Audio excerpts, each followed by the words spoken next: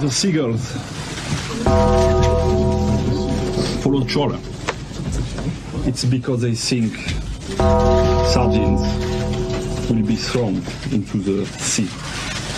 Thank you very much. Talking nonsense. So I thought, no, enough's enough. Why should I put up with that? Talking nonsense. So I thought, no, enough's enough. Why should I put up with that? Don't back down, double down. Don't back down, double down.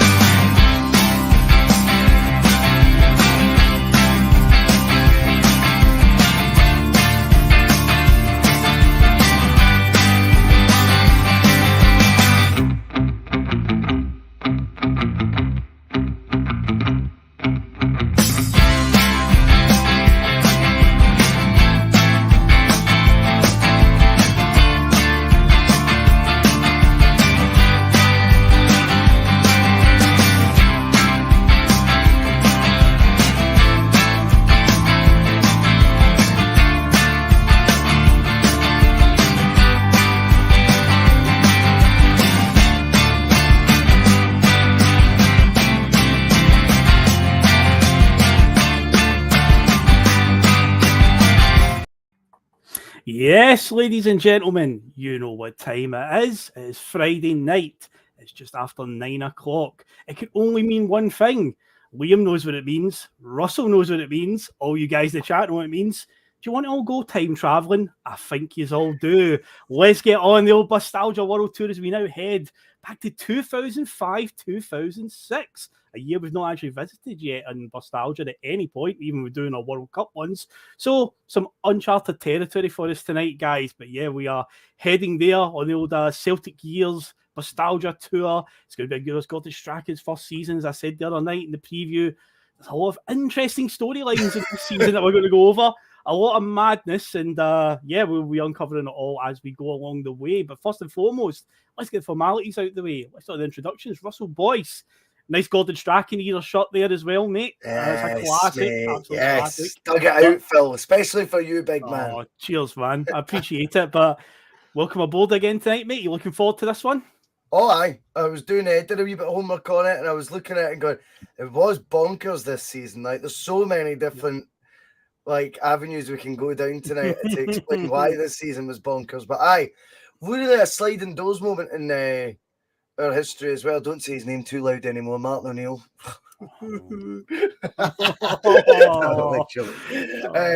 But Martin O'Neill era came to an end, and yeah, it's like the changing of the guard, and a lot of youth players getting opportunities, and a lot of Strachan obviously had to sort of bring in a lot of players, and then some sort of heroes leaving midway through the season that you never, and out the back door as well. So aye, it was a weird one. Very much a generational shift. If you were to split the noughties, like 2000, 2010, this is like very much half time.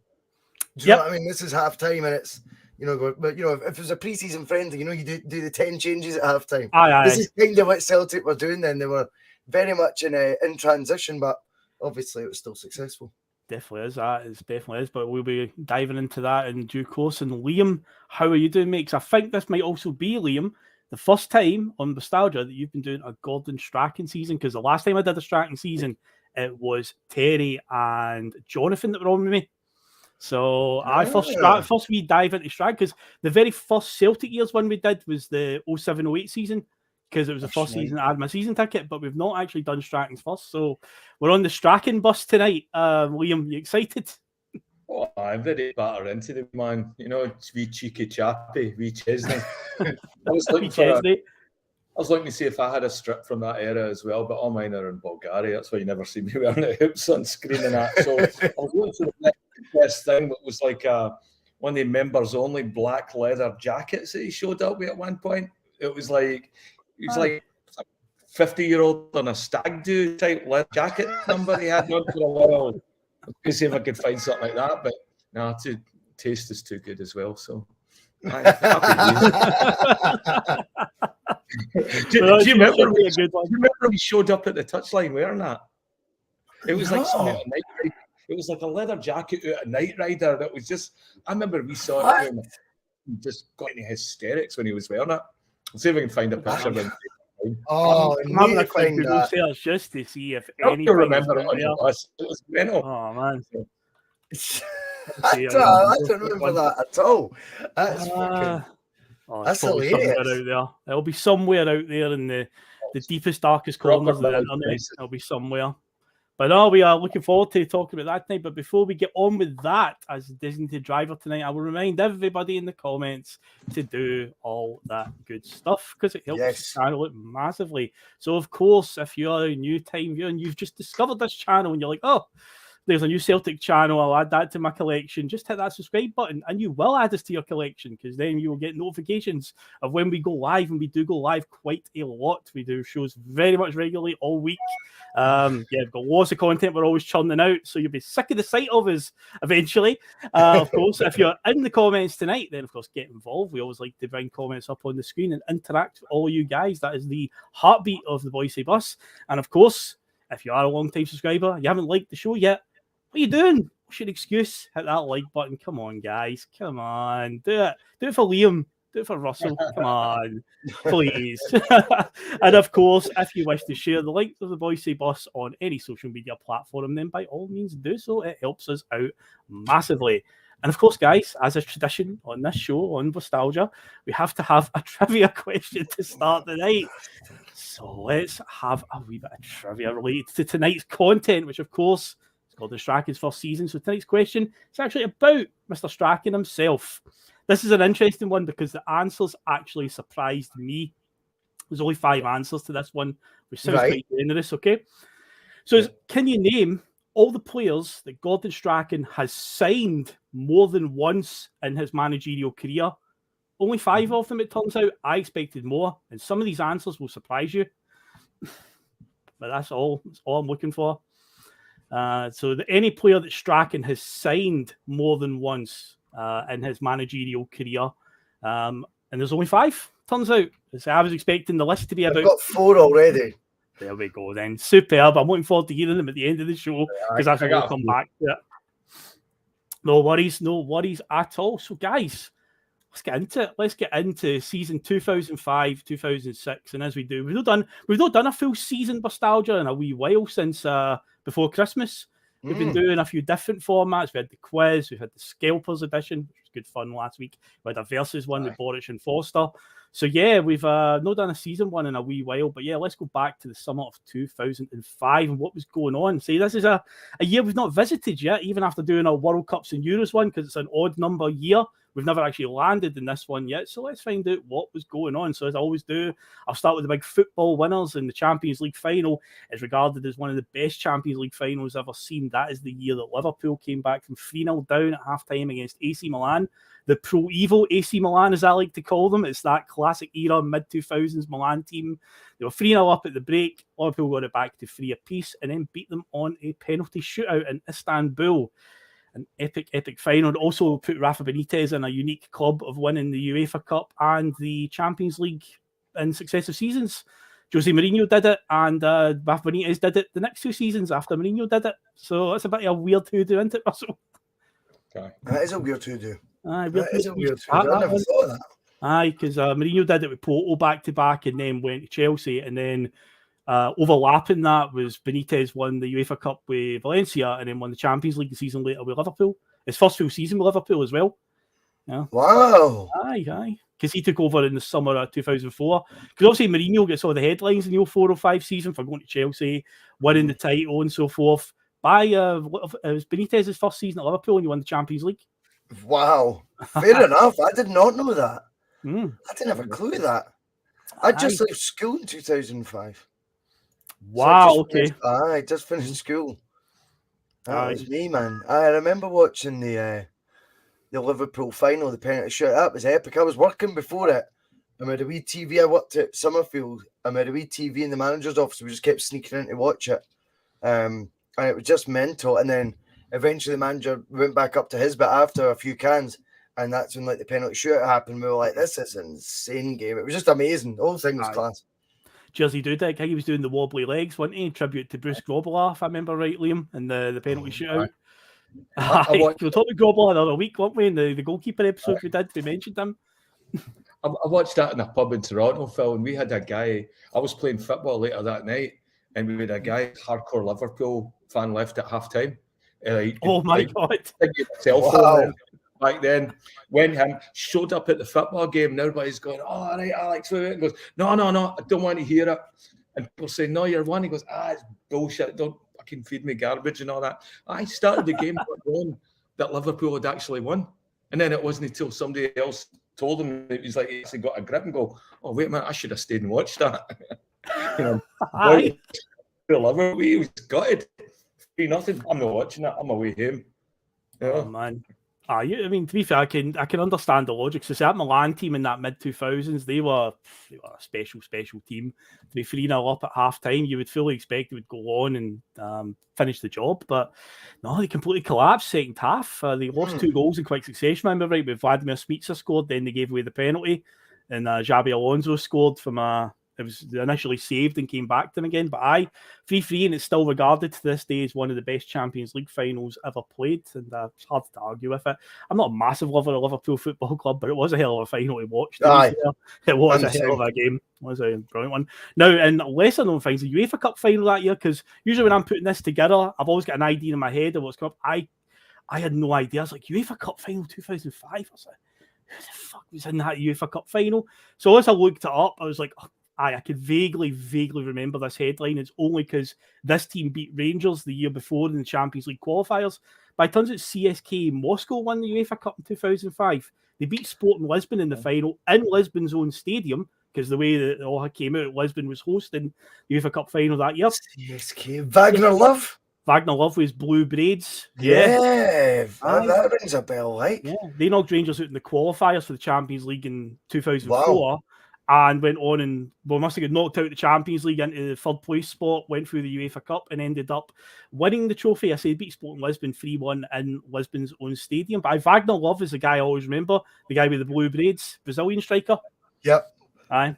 That rings a bell. That rings a big bell. Wagner Love. Aye. Yes. CSK Moscow. But I say a very forgettable one. Even if I'm struggling to remember it, then there must be a problem. Because I like 2005 UEFA Cup final. I was like, it's no Seville. I know it's not Seville. They don't win the first till next year. So I was like, who the fuck is 2005? Well, Valencia was 2004. Benitez. Because CSK Moscow and Wagner Love. So there you go. They won the UEFA Cup. Now in England, it was Jose Mourinho's first full season as Chelsea manager. Of course, he sat there. That press conference says, I am special one. He won Chelsea's first title in 50 years and also picked up the League Cup as well, where they beat Liverpool in the final in Cardiff. That was also around at the time. There was very, very strong rumours about Steven Gerrard was Chelsea bound and it was going to happen. And he obviously regaled on it, so he stayed at Liverpool, but he scored an own goal in that final as well, which didn't help all the rumours that he was Chelsea bound. And the FA Cup final that year was a bit of a drab game, but it was Arsenal's last trophy for 9 years. They drew 0-0 with Man United, then beat them on a penalty shootout. And then the barren years would kick in for Arsenal under Wenger, where they didn't win anything again until 2014. Now, of course, Scotland, we've covered 2004-2005 season, but I'll just unfortunately have to quickly recap what happened. Of course, Celtic failed to win the title on the last day of the season. Martin O'Neill's last league game, we know what happened. Yes, Scott McDonald, how rude of him, cost us the title with a matter of minutes to go at Fir Park. We were that close to picking it up, and yeah, it all went a bit Pete Tong. But hey, we did win the Scottish Cup at least. It was a total damp squib of a game. Very unmemorable final, beating Dundee United 1-0, but it wasn't the send-off that Martin O'Neill deserved. Now, Liam, you went on that final show. You body swerved that one quite wisely, because, yeah, that was a depressing one to talk about. But, yeah, I mean, I know your thoughts. I won't ask your thoughts on what happened at Fir Park because there's no point. Every Celtic fan's gonna have the same thoughts. But yeah, that final with Dundee United, it's just not the send off that Neil deserved. It's good to get him something, but it just felt such a flat final. It was raining all day as well, if I remember right. It was just a rain-soaked Hampden and a goal early in the game from Thompson, and nothing much else happened. It wasn't a fitting way to bring the curtain down, was it, on Martin O'Neill? No, I mean, I remember watching that one in the pub as well, and it was depressing. It was like you want people to go away with, luster and a big bang, and it just didn't seem to. I don't know, and the whole way went away as well too, because he had family problems as well, and so it wasn't like you were like he was gone somewhere else, and you could at least he should have stayed or that. You knew that he was leaving for compassionate reasons to look after his wife and all that as well at the time. So even that, I think, added to the somber greyness of the day, and and so it wasn't a happy occasion. You just wish somebody well with a new team or even that. But less said about that day, the better. I know. Drab and dreary. And unfortunately as well, Rangers also picked up another trophy that season.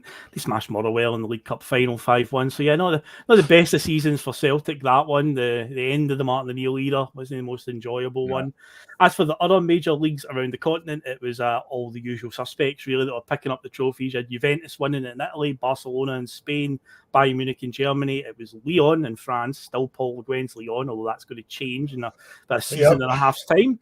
PSV Eindhoven won it in Holland, and in Portugal it was Benfica. Now, this part of the show is always one of Russell's favourite bits, where I will read out transfer fees and he'll be like, that's definitely wrong, because we know the reasons why. Transfer market, for some reason, they've either put inflation on it or converted it to euros. But the last time we did the season one was the 96-97 one. I changed it up a wee bit. You weren't on that one, Russell. I've just took the big headlines from the transfers that summer, rather than sitting and going, number 10 was this, and this was number 9. I've just took the big heads. If you know the transfer fees, feel free to throw them in. Just throw them in if you wish. But this is the big movers and shakers in the summer of 2005. So Chelsea were causing the biggest headlines. That is the summer that they bring in Michael Essien and Sean Wright-Phillips. I believe Essien was signed from Lyon. Again, Paul Le Guen's aforementioned Lyon team. And Sean Wright-Phillips came in from Man City. Now, here's one that many people forget about because you always associate this guy with Real Madrid. Sergio Ramos didn't actually start his career as a Real Madrid player. He was at Seville beforehand. Everyone always associates he was Real Madrid through and through up until just recently when he went to PSG. But no, he was actually at Seville first and then went to Real Madrid. Although Seville are about to win back-to-back UEFA Cups. So he got out there just for that. But it's safe to say when you look at his career at Real Madrid and what he won, I think Sergio Ramos can live with missing out on a couple of UEFA Cups. Here's one that might interest you, Russell. Michael Owen returned from his injury. It was injury-leading spell at Real Madrid as well. It seemed to ravage him after his time at Liverpool, but his latest stint as a Galactico at Real Madrid came to an end and he came back to Newcastle in England. And 17 million. Injury-ravaged time there, though. Liverpool only bid 8 million for him. Actually, Liverpool wanted him back. So he wanted to go back to Liverpool. Liverpool only bid 8 million for him. So how highly they were valuing him, I think there was so much risk. Whereas for Newcastle, it was a situation where they were like, it's box office. It's it's going to get the fans on side, and just in their desperate pursuit of a trophy, they were happy to pay. I mean, I suppose if he'd stayed fully fit, it wouldn't have been over the odds because his goal record even at Newcastle was phenomenal. But he's going to miss more games than he plays. That's interesting. That's interesting if they'd done that. Was that him? Wasn't the irony that he left Liverpool because he wanted to win a trophy in Europe? The years he left the Champions League. Aye. It's just buses and sliding doors, That's mad, eh? They had a big cup. See, that would be weird if they got Michael Owen back at that time, because I'm pretty sure that Robbie Fowler had made a return to Liverpool. He has. At that point as well. He returns during the season we're about to cover. Aye. He returns in January 2006. Mental. That's mad. They could have had Fowler, Owen, and still would have had Heskey at that point as well. Jesus Christ. Still did the same three from a few years before. But yeah, also he's had a stint as a Galactico and has come back to England. He's now at Newcastle. Arsenal captain Patrick Vieira departed for Juventus. This was the first sign of Arsenal's downsizing, because obviously they were about to move to the Emirates Stadium in a year's time, and they've got to finance that stadium somehow. So over the next 7 years, a lot of big names that came to Arsenal going for big prices just to try and supplement the move to the new stadium or pay for the new stadium, essentially. But Vieira was the first one, although he couldn't have picked the worst one to go to because Juventus in a year's time are about to get found guilty of the old match fixing scandal. That's about to come up in a year, and he ends up at Inter Milan as a result of that. He doesn't stick it out at Juventus. He makes a very swift exit. Then again, he didn't have any loyalty to Juventus, let's be honest. It's not like Del Piero and all that and Buffon that decided to stay. But yeah, Patrick Vieira goes to Juve that summer. And remember this name, Robinho, became the latest hot prospect from Brazil with a next Pele tag attached to him. Yes. He came to Europe to play for Real Madrid. And of course, in a few years' time, rock up at Manchester City as the City Revolution began, Russell. Yes, indeed. Robinho's name becomes kind of synonymous with the crazy spending of City, which has really never really ceased, to be honest with you. They still spend wildly. But it's just not seen as big a deal now because they're one of the main clubs in England. But yeah, Robinho was definitely labelled the same way like Neymar then subsequently was as well. Do you know what I mean? Yeah. He was. If I remember right, it was another story that he thought he was signing for, was it Man United or Chelsea? He actually thought that's who he was going to and didn't even know there was another team in Manchester. He wanted to go to Chelsea. Right. And then it was fucking Man City that have outbid Chelsea, which when you think about it was insane then. This is like peak Abramovich era. And then so that definitely was a stranger, but I definitely think when he's got on his flight, he thought he was joining Chelsea. So yeah, I'm sure there's a story somewhere about his agent's like, you want to see the check I've just been written, you wee bastard? Just listen to me. I'll tell you where you're going. You're going to that team that, you know, Steve McManaman's still playing for. It might even been the Thaksin Shinawatra era before the Qatari. Is it Qatari group? I don't know which group it is that owns the City group, but I don't know if it's United Arab Emirates, Qatar, Bahrain, whatever one it is that, you know, took over City. But before them, there was another businessman that owned them, a guy named Thaksin Shinawatra that brought in Sven-Goran Eriksson and stuff as manager. Right. But then he sold to the City group and what became the City group. But I'm sure Robinho is that era of spending when they were buying guys like Alano and stuff like that, weren't they? Alano, I'm pretty sure. Was it Joe? Yeah, Joe. That's right. Aye. They had Stephen Ireland and they had a guy called Michael Johnson who was going to be like the next big thing in English football, and it never ever materialised for them. That's right. Remember that City era? Yeah, just before the big money came in. Weird time. The mid 2000s. Strange time. But here's an interesting story. This didn't specifically happen in the summer, but it's a sensational transfer headline I think we need to keep our eye on in the year 2005, because in November of that year, Manchester United's legendary captain and Ireland captain, Roy Keane, was sensationally sacked by Man United, had his contract terminated following a series of bust-ups of the hierarchy, and in particular Alex Ferguson. All started on a pre-season tour in Portugal where he was very critical of the training camp. That sounds a bit familiar, doesn't it? We've been down that road before. And then it just evolved from there with numerous other bust-ups of the hierarchy. United had a few bad results at this point, before the social media day and age. But of course, MUTV was, you know, nowadays like a club having its own channel is, you know, common to see because of the power of the internet. But back then, you know, MUTV was one of the only like club channels, and he would appear on it quite a lot. Yeah, very, very critical of the team. In particular, in November of 2005, they got absolutely horsed off Middlesbrough 4-1. And rightfully so. He was quite angry about it and went on MUTV, slaughtered John O'Shea, Alan Smith, Kieran Richardson and Darren Fletcher, and in particular Rio Ferdinand, saying, just because you get paid £120,000 a week and had 20 good minutes against Tottenham, you think you're a superstar? Well, apparently his comments were deemed too controversial to be aired on MUTV. They were pulled, and he was sacked by the club. So you've got to wonder, is that going to play a part in Celtic season at any point going forward in 2006? Worth keeping an eye on that one, Liam. Aye. I think he does show up. I think there's a cameo somewhere.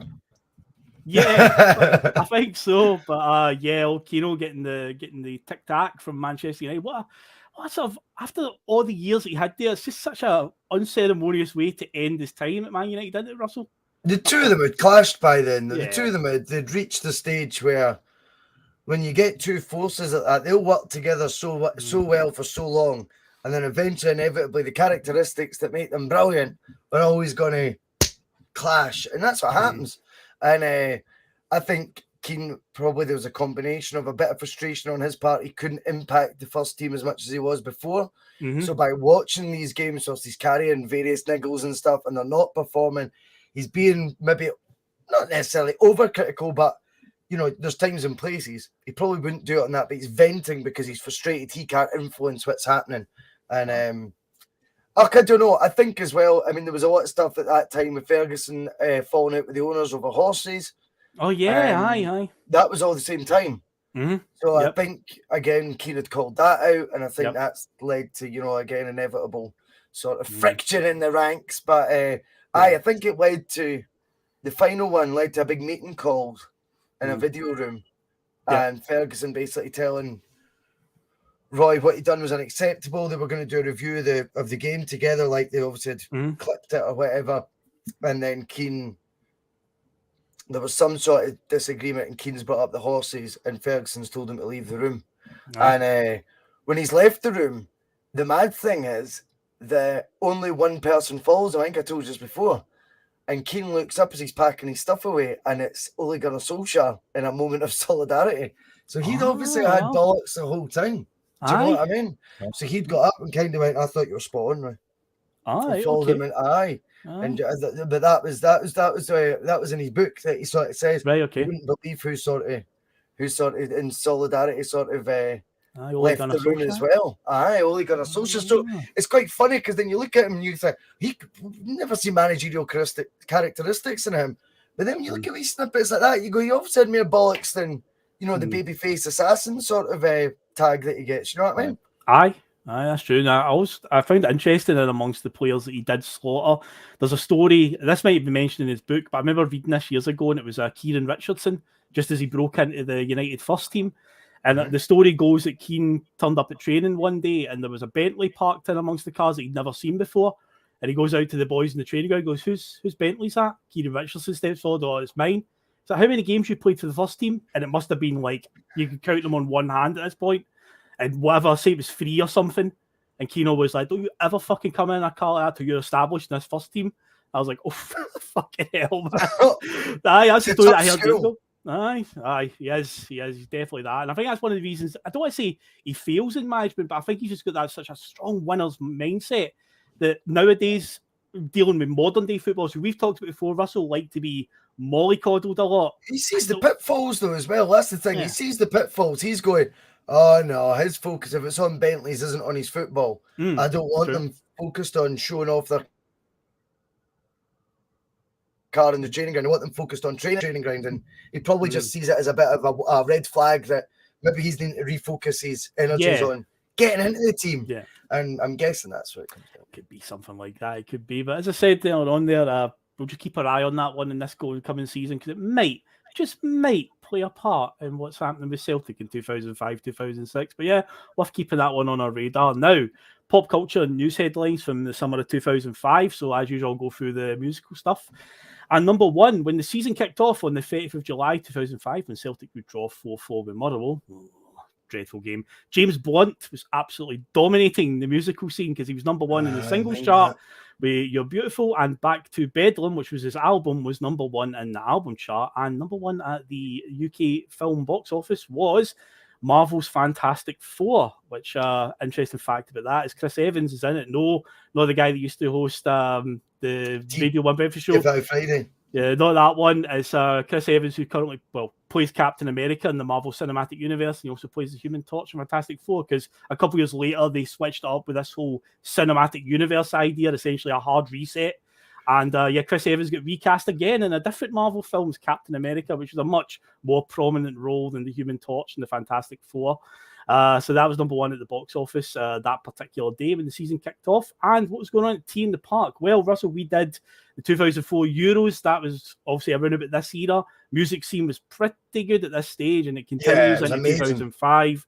So your headline acts for Tea in the Park were Foo Fighters and Green Day on the main stage, New Order and the Prodigy headlined the NME, and Doves and Ian Brown headlined King Tut's. Other big names who appeared at Tea that year included Queens of the Stone Age, Travis, Embrace, The Killers, Razorlight, Keane, Biffy Clyro, Kasabian, Kaiser Chiefs, The Coral, The Streets, Echo and the Bunnymen, and yes, even the godfather of soul himself, James Brown, did a set in King Tut's that year. James you could not Brown. get near the King Tut's tent when he played.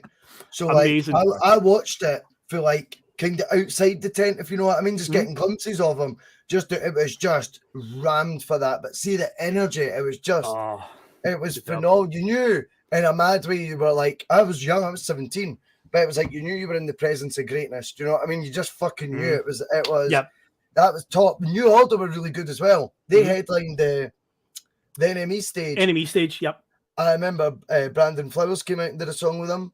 The Killers, yep. But the mad thing with the Killers was, so this was the Saturday night. I'd seen the Killers who'd played at 2 PM. All right, okay. 2 PM or 3 PM, something like that. Them, I think it was Razor Light Athlete.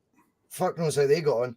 And then the Killers. That was like the afternoon. I got sunburnt to fuck, but I was like, what an afternoon of music. What an afternoon I've just seen of like, I was like, this must be the new bands. And then Kasabian, I'm sure, either headlined or was second last. Sorry, they were second last on the NME stage, and he came out looking like Obi-Wan Kenobi.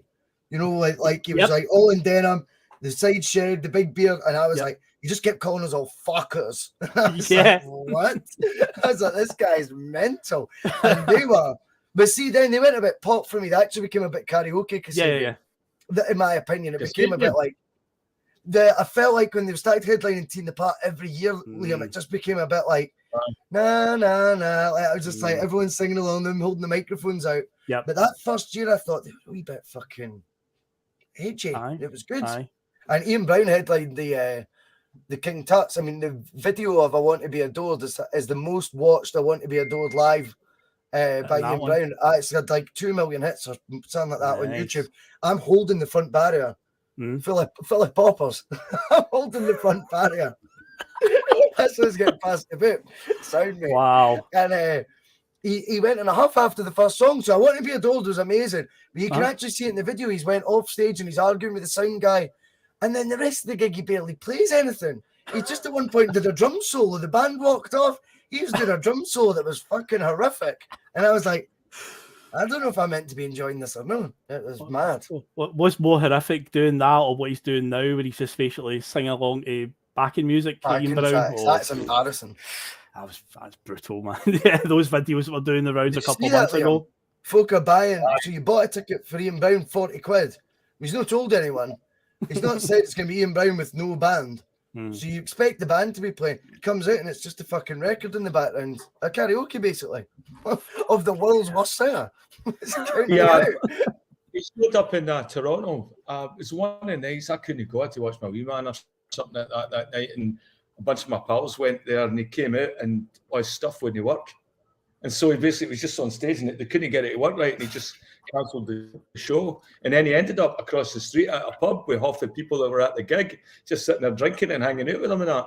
But the whole concert was a scrub and people were already in the venue and all that. No, he just couldn't get his tapes to work.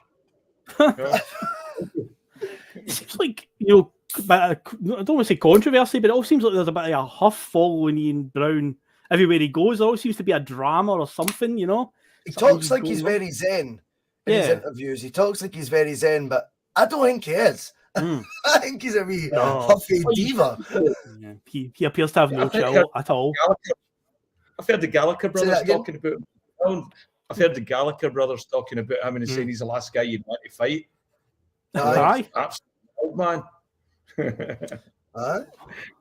Celtic man, all right. But no, he's obviously he's at Glastonbury as well, which we're going to talk about. Also, you're right about Kasabian, because the amount of times we've done Bustalgia doing shows in the mid-2000s, we do this bit, we talk about the big headline acts. Kasabian appear a lot between Tea in the Park and Glastonbury. So you're right about that, Russell. They're like there all the time, and it does become a bit lazy after a while for them. Just hold the microphone out. You guys sing for me. I'll just stand here and just hold the microphone. Well, the last time I seen them do it must have been, I don't know, 2015 or something. And I was like, this is now like the 5th time. And I'm still coming to see it at Teen the Park. I was like, fuck this. I was like, it was a wee bit repetitive. Aye. Well, the Glastonbury lineup for 2005 was Pyramid Stage was headlined by the White Stripes, Coldplay, and Basement Jaxx. So I think replaced Kylie Minogue because Bobby Gillespie says something during his set for Primal Scream that year, something like to the crowd, like, "Were you all here to see Kylie Minogue?" And people are like cheering. He goes, "Aye, well, she's no fucking here then." I'm sure there was a clip of it. Oh, it's brilliant. Aye, because Primal Scream are on the main stage before Basement Jacks, and Bobby Gillespie, he's having a good time up there, and yeah, he says that to the crowd. It's like, "Who came here to see Kylie Minogue?" Whoever cheers, he's like, "Well, she's no fucking here." So, Brilliant. But they were on the main stage as well as New Order appeared, the Killers, Elvis Costello, Van Morrison, Jules Holland, James Blunt, Ash, the Coral, the Zootons, Fatboy Slim, Razorlight, Kasabian, of course, and Ian Brown was also at Glastonbury. Now, when it comes to news headlines in the summer of 2005, there is only one headline, and we've covered moments like this before on Bustalgia. We do the news headlines because sadly the 2000s is rife with terrorist attacks, and this is the year of the London bombings on July the 7th. 56 people, that includes the bombers themselves, were killed. 784 were injured. People simply getting up that morning, making their way to work on public transport, buses, tube trains and whatnot. And 4 bombs were set off around London early morning. It's one of those, again, where you remember where you were when it happened. I was in work. We had the radio on and work, and Radio 1 was on at that point, and it was Chris Moyles was the breakfast DJ at that point, and it came to like the 9 o'clock news. Radio 1 gives you the news update every half hour, whatever, and it was the early reports where there'd been an explosion in a subway station in London, and it was those sketchy details. The early details are coming in where you think, well, is it an accident that's happened? Is like a train crashed or something like that? So you've still kind of got the sort of like, you don't quite know what it is, but things just kind of continue on. But as the time's ticking by, more information starts coming in. And I think if I remember, I got to the point where for the rest of the day, like all the DJs just came off of Radio 1 and it was just music playing for the rest of the day because all the news started to come in of what had happened. But I mean, you see the pictures from it, like the bus, like the whole roof practically blown off and all this mangled metal and stuff like that. And it's like, just innocent people just going to their work that morning, and you just can't even fathom like that happening. Like, you just take it for granted every day, and it's like count every day as a blessing and stuff like that can happen. But I remember it very, very vividly being in the office that day and hearing the stories coming through on the radio, and still to this day, shocking stuff. July the 7th. That painful one. What about yourself, Liam? Do you remember when that story broke as well? I was in Toronto at the time, so I was just getting up to that.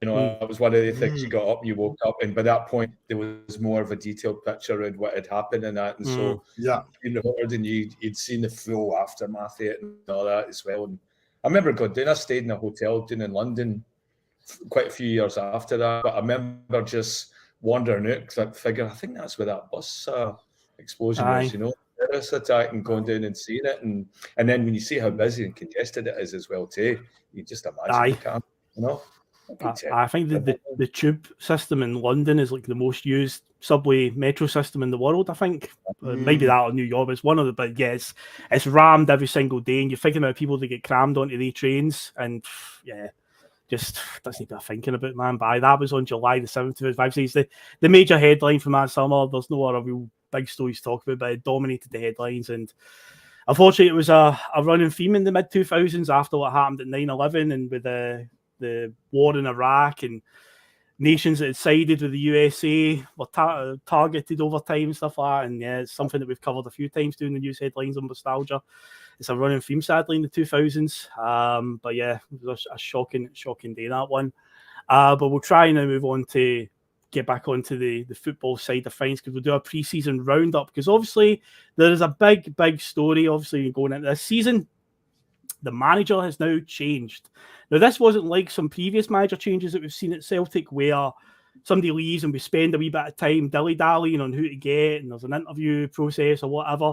We knew Gordon Strachan was getting the job around about the time Martin O'Neill left. I think it may have been announced just prior to O'Neill leaving, or in the showers.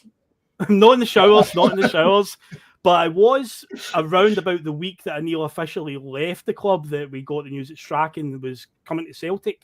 It was very smooth. Yeah, it was very smooth. Yeah, it's unlike Celtic at times. There's no rushing about. It was very because at that point in time, I remember the summer of '97 where everyone was under a cloud as to who we were getting, and Wim Jansen appeared. Obviously, that worked out well for us. But then a year later, rinse and repeat the same system. Joseph Engels comes in, didn't quite work out. So it's quite good to see Celtic actually on the ball in terms of a managerial appointment. But of course, there were a lot of fans who weren't quite won over instantly. You know, this is Gordon Strachan, who hadn't won a major honour as a manager, had spent his managerial career at Coventry and Southampton, two teams in the sort of lower end of the Premier League. Kept Coventry up for, I think he eventually got relegated in 2001, but for about 6 years kept them in the Premier League. Went to Southampton, did not a bad job there, got them to a cup final. Ultimately, they didn't win anything. But he'd been out of a job since February 2004 because he was actually going to step down at Southampton at the end of the 03-04 season and take a sabbatical. But then it got leaked that he was going to do that and he had to resign early. So he'd been out of a job now for over a year. But yeah, he was coming in. So, Russell, what was your initial reaction to Gordon Strachan's appointment? Well, I think he'd been hyped up a fair amount up here, to be fair, because he'd got the FA Cup final with Southampton, and he was very, very media friendly. So it was always good conjecture he was getting for pundits and stuff like that. So because it's the league down south and it's like it's the, you know, it's under the limelight, he was an extremely popular sort of person down there. So I remember it, the way it was getting sort of made out. I think his personality was kind of, I mean, when you look at that on paper, his record, you're going, you know, that would be Celtic right now going for fucking, I don't even fucking know. But like someone that's not all that. Do you know what I mean? And then the Strachan one did feel like, oh no, this will be good. And I do think he had curried favour with the media that much that he was a personality, he was popular. And he'd obviously been in situations with Coventry. He got them relegated, I think, didn't he? I kept them up for a good few years, but I think in 2001 they finally went down. That's the year that Hartson was there. But then Southampton, did not get a top 10 finish with them as well? Aye. Did Anthony Naemi in goal, who we spoke about not too long ago. Yep. So, I mean, he came in with a decent CV, but I think it was more the person. How did I feel? Everyone was going to be a letdown for Martin, in my opinion. But I felt as well the organisation of it, like I'm touching on the fact it was so smooth. I think it allayed your fears. I think if we'd been frantically like searching for Martin O'Neill's replacement, panic would have set in because it was such big shoes to fill. And if we didn't have that on the ball organised, that would have, you know, we would have shot ourselves then. But because it was smooth, I think it was like, right, okay, let's see where this goes. I don't remember it being something that I was filled with dread about. I was the exact same. Liam, I've got the $6 million question for you, mate. What's your favourite Gordon Strachan media quote moment now? He was always good with a wee cheeky chappy line for them. What's your favourite out of all the many that he threw at them? What was it? There was a couple. Velocity is my favourite, right?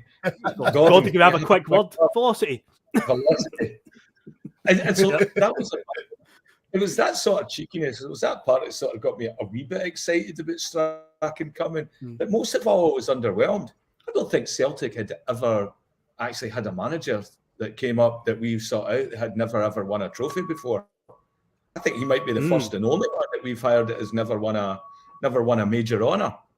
You know, and so I thought he was very good. He was media friendly, and that was the time when media was just really reshaping how football was, you know, was seen and all that. And he was very visible on that. But I didn't know where it came from, and I was not pissed, but I was concerned that there was no alternative floated about there. There didn't seem to be anybody else in the running that we were talking about at all. And it was so when I looked at that, I know, but. And he did have a wee bit of parallel, I think, with Martin O'Neill. I thought Coventry was a very similar team to what Martin had done with Leicester. You know, so we'd got that sort of part of him coming up.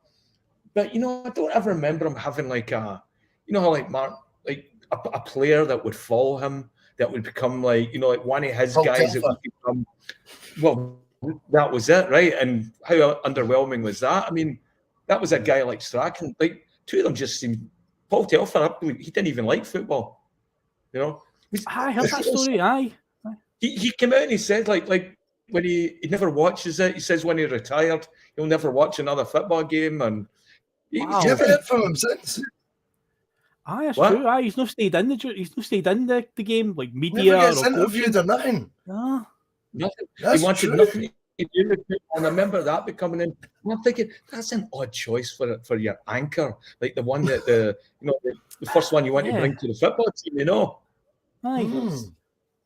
Up there with Steve Duppy, I guess. It's strange though. It's strange as well though, because when we've done these shows in the past, and you look at it was either Hiddink, it was going to be Hiddink, and then it was Martin O'Neill, and you look at those two going for a job for a Celtic side that's won the league once in the last 11 years or whatever. Do you know what I mean?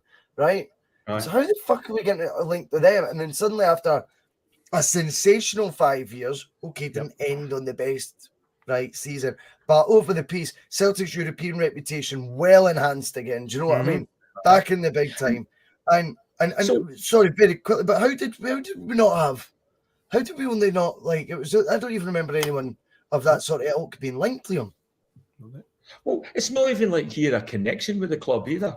At that point, there was still Strachan was still like an entity to the club. That he was an Aberdeen player. There was no relationship that Strachan had. I mean, I don't know how it came through the board that Strachan became the darling, and now you see the effects of that. Like there's an actual lineage of Strachans throughout the club now.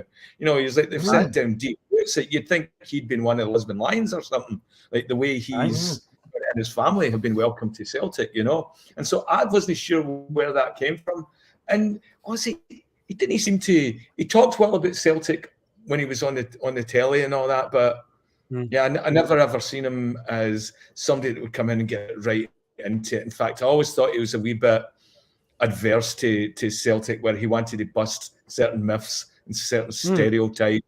I think what he thought he was coming, he was going to be like Soons maybe and come in and show us a new way of like non-Glasgow sectarian sort of approach to football. We would all rally behind him and support that. And I don't think he understood Celtic when he first came either. No, me neither. There was a lot of I think you understand. I think he understands Celtic more now. He does. Aye. So anyway, so I wasn't overly, wasn't overwhelmed with him coming there, and I figured, okay, it was very much a wait and see type thing. Not like O'Neill where everybody was really excited, or Brendan Rodgers, or it's more like an Ange type appointment, but we're a little bit closer. I agree with that. I think that's accurate. No, there definitely was what you would call the Boo Boys. There was a collection of fans who weren't that enamoured by it. Probably as well going back to his time, as Liam said, didn't have a Celtic background. He was also synonymous with that Aberdeen team of the 80s under Alex Ferguson, who were the best team in the country. He was usually the proverbial nuisance, the proverbial fucking pain in the arse against us, that wee nyaff up front. He just defenders hated playing against. So, there was some issues there from the start that they weren't too enamoured with him. So he had an uphill battle from the very, very start. Oh, by the way, just on the note of my favourite Strachan moment, I love the one when he gets unveiled as Southampton manager, and one of the media asks him, "Gordon, do you think you're the right man for the job?" And he just goes, "No." And that's what he says to them. Obviously, why do you think the chairman's brought me in? No, I know. And of course, the yogurt one is amazing about Agustin Delgado. Yeah, about his in the first team. I've got more important things to worry about, like a yogurt in my fridge that expires tomorrow. Brilliant.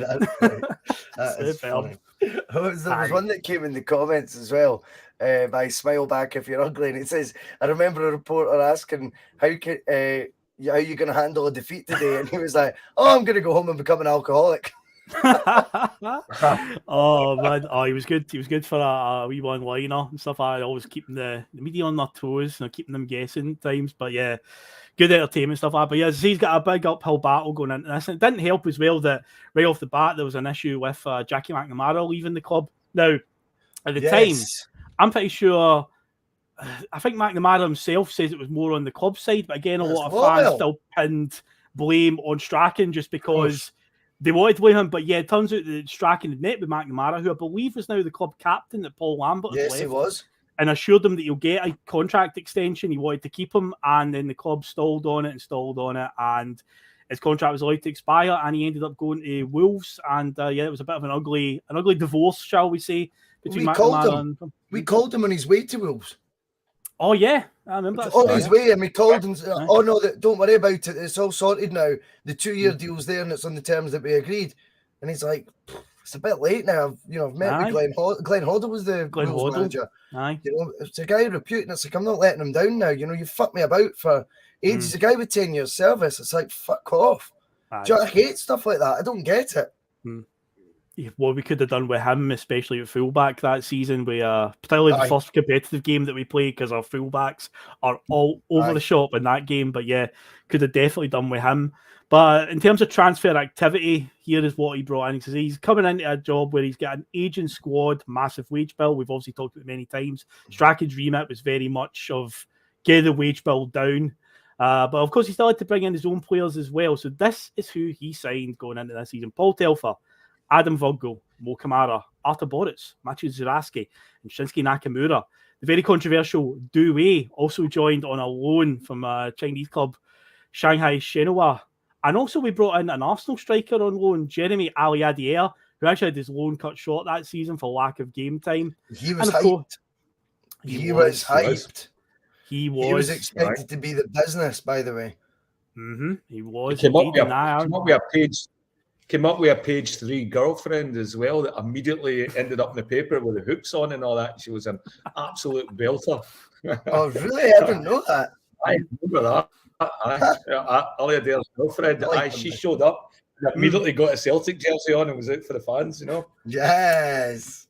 That's weird because a year later, obviously, we signed Derek Riordan, who also got the number 14 shirt, the same as Aliadier, and also had a similar sort of trajectory at Celtic where he didn't really get much game time. And it's like, is the number 14 shirt cussed under Gordon Strachan at Celtic? Because that's weird, that one. But Aliadier, he had his loan actually cut short from Arsenal because he wasn't getting game time and he has to go back down the road.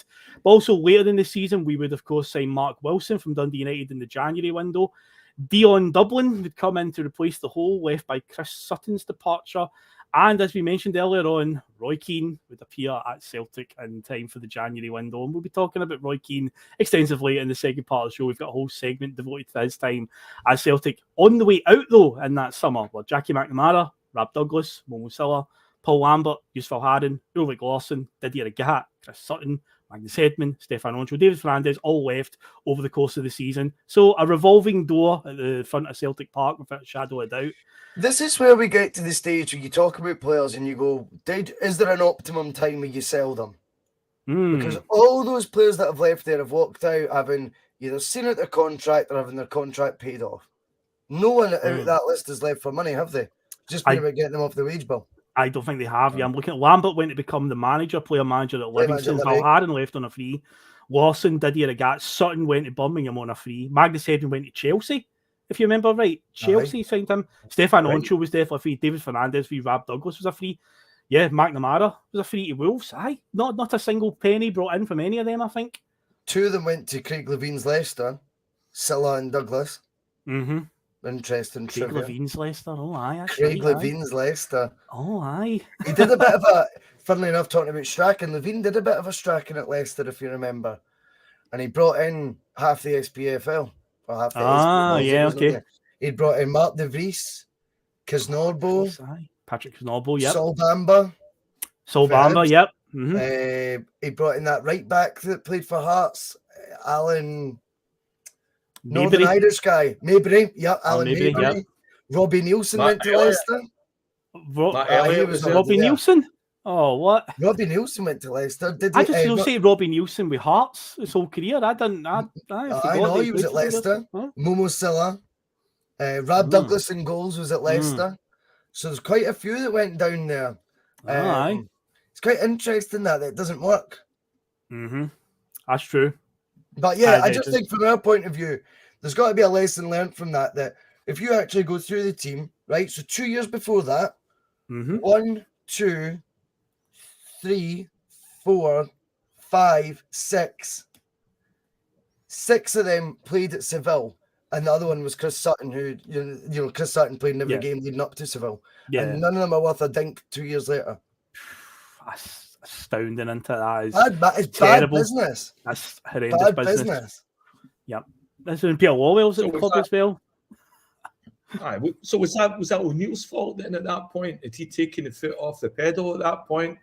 Knowing he was leaving and his wife was ill, that we didn't really he was offered fuck all, William. See when you get to Seville and you bring in David Fernandez or whoever it was, I think he might have already been there, but players of that ilk, it's like, what do you want me to do here? I'm going to need to keep going with these guys that I've already got and stretching out their tenure here, where maybe there was an opportunity to recoup some of the millions with selling John Hartson at 29 years old, stuff like that. But he couldn't do it when he knew he's not getting anything offered to him from a position of strength in terms of incomings. So he knows if he sells I'm just saying John Hartson for an example, at 28, 29, who might be able to still get you £5 million back in, he knows he's getting none of that to spend. So I think he ended up just going, well, fuck it, I'll just go with these guys because I trust them. And that ended up that they got to a stage where contracts coming to an end, new manager wants his own spin, and to get them off the wage bill, the easiest thing to do, although I still think it's bad, like if you can't sell, who's Valharan? Do you know what I mean? Or something like that. Like unless he's at the end of his contract as well, I don't remember. But at some point, these guys, surely you could have got 1 million, 2 million for, rather than everyone having to just cut their ties. It just seems so strange. It's horrendous business there, absolutely massive. But again, it highlights, as Philip DeMarc says, just massive cutting millions off the wage bill. Yeah, cost cutting. That's all it was, really. Now, interesting enough, as I always do at this point, we have to keep our eye on the competition. Because obviously we lost the league last season. Rangers are the reigning champions going into this season. What did they do this summer? When you look at who they brought in, you're like, how the fuck did we lose to teams? They beat us to 2 titles in the previous years, and it's like, how the fuck? But this is who they brought in to try and defend their title. This is a killer's row, guys. Ian Murray, Brahim Hamdani, Jose Carl Pierre Fafan, Danny Nguyen, Julian Rodriguez, Olivia Bernard, and Francis Jeffers. In January, they would add Chris Boyd. Heading out of the door at Ibrox that summer was Shota Arveladze, Michael Ball, Dragan Mladenovic, Maurice Ross, and Zurab Kiznanishvili. Both Charlie Adam and Alan McGregor went out on loans to St Mirren and Dunfermline. The latter would be facing us in a cup final later in the season. Mr. Angry himself, Alan McGregor. This is EBT time, though, isn't it? Because see if you actually look at that list, this is really interesting because Le Guin joins them the following summer. Yeah, if you looked at those players there, you would think that was Le Guin signings. Danny was captain in Marseille, was he no? I'm sure he was captain. I think maybe not Marseille. Someone will correct me. I think it might be Marseille, though. He was captain of wherever he was at, Danny. Fan had played for Monaco up to the Champions League final in 2004. Rodriguez was Monaco captain in the 2004 Champions League final. So I don't know if Ligue 1 suddenly decided that Rangers were the biggest club in Europe still, and they were living in the 90s. Not that they ever were then, but they believed all this daft hype. But it seems awfully strange. Who was the defender the year before that they got in on a free and sold to Newcastle again? Boomsong. Remember him as well? He left Auxerre. Olivier Bernard, he came from Newcastle, Premier League club. Yep, that's right. Francis Jeffers. Franny Jeffers. Scouted for England. He was like England under 21 team at that point, I think. And he was like, they were talking, he was going to be the next one to take over as the new England striker. Never seen him. But he was the one I was worried about. I was thinking, he sounds like a good player. And the way he was hyped up as well, the other one just completely disappeared. I think he was the one they paid the most money for as well, wasn't he? Jeffers. I remember Arsenal bought him. He was going to be Wenger's fox in the box, and it never materialised. But he goes on loan to Rangers this summer from Arsenal. I think he's still an Arsenal player at this point. But Arsenal paid big bucks for him in like 2002. He was kind of like the precursor to Wayne Rooney, because Wayne Rooney came through at Everton like a year later. And of course, he took the world by storm. Francis Jeffers never ever materialised into anything. But he rocks up at Rangers that summer on a loan deal, which doesn't really work out too well for him. But as we're going to be talking about as well extensively in the second part of the show, Rangers aren't the only one we should keep our eye on this summer. No. Yes, because Mad Vladimir Romanov has forced his takeover at Tynecastle, and they are flexing their muscle, to say the least. They brought in George Burley as manager, who just a few years before took Ipswich Town to 5th place in the Premier League in their first season back in the top flight in about 8 years, and got them into the UEFA Cup. They had a wee run there. So that's a shrewd move right away. And as we'll get into when we talk about Hearts and our games with them, the players that they in is quite astounding. When I looked at the transfer fees and stuff, they actually didn't spend as much money as I thought. They utilised a lot of loans and a lot of free transfers, but their scouting was unbelievable. When you look at some of the players that they brought in, unfucking believable. Yeah, Hearts, we need to keep a serious eye on in the 05-06 season. Oh, yes, it's going to be lively with them. And also something else with storyline just keep your eye on as well during this season. The lower leagues, a similar story. Keep your eye on Gretna. They seem to be doing the thing we all dream about if we play Champ Manager or Football Manager, that thing of taking a team for the lower leagues right to the top. They are going, only way is up at the moment. They seem to be very well backed financially by a guy named Brooks Milson. Although, as we'll find out in a few years' time with Gretna, it wasn't really all. It seems a bit mucky behind the curtain with Gretna. But at this point in time, they've captured the imagination of Scottish football as they're cruising up the league. So at the moment, they are in this season, they are in the third tier of Scottish football, which was Division 2 in old money. Division 2, they are in that one. And they'll have quite an interesting end to the season, as will Hearts, because they will cross paths in the Scottish Cup final. Now, as for Celtic's pre-season action, this didn't fill many people with confidence because, as I said, there was an element already of fans who were not too happy about Strachan. But our pre-season results where we drew 0-0 away with Fulham, then we drew 0-0 with Leicester. We drew 2-2 with Sporting Lisbon, and then we had a 0-0 draw with Leeds United in all of our friendlies. So we didn't win a single friendly. We drew 4 of them. And then, of course, in our first competitive game early on, because we were in the second round of Champions League qualifiers, and the way the coefficient was working at that point is if you lose in this round, you are out. You are not even dropping into the UEFA Cup. That's right. Meteor Bratislava, say it quietly, obviously beat us 5-0 out there in Slovakia. Got them back to Celtic Park, and we did win 4-0 on the night, but the damage was already done, and not the best of starts. And then we followed that up with a 4-4 draw at Motherwell on the first day of the league season. So 9 goals shipped in Gordon Strachan's first few games in charge. It wasn't doing him any favours, was it? Mad. I don't know what that was all about. I don't know. It's hard to. It was just bonkers. And do you guys remember as well, there was a genuine belief from a lot of fans that they thought Strachan was going to get sacked after 2 games. There was people were willing it to happen. Fuck, man, that'd be madness if that had happened. It's a good thing they stuck it out with him in the end. Good thing there wasn't any social media. Oh God, could you imagine? Jesus. Could you imagine that? The knives would be sharpened. Oh my God, I just thought about that. Twitter and Facebook and all, it was a thing back then. Strachan out, you can tell. Oh my God, I would get absolutely massacred for that one. But we've went back to Motherwell on the first day of the season, tries to exercise the demons of Helicopter Sunday, and after being 4, we end up 2-0 up, end up 4-2 down, I think it was, and then ends up scoring 2 goals near the end to salvage a 4-each draw. Craig Beattie, I think, scores a late equaliser for us. That's what we had to rely on that day. But it's not the best of starts. But we'll now we'll put the musical interlude, and then when we come back, we will get into the crux of this bonkers season that's coming up. So Celtic have started it pretty horrendously. But hey, as you all say, the only way is up from there. So it is indeed. So we'll be back in our 2 minutes, guys. Some of his comments about me deliberately trying to cause controversy. Well, I work in the media now, and you've got someone sitting there next to you who's an embarrassment to the media profession. He's an apologist. He's a charlatan.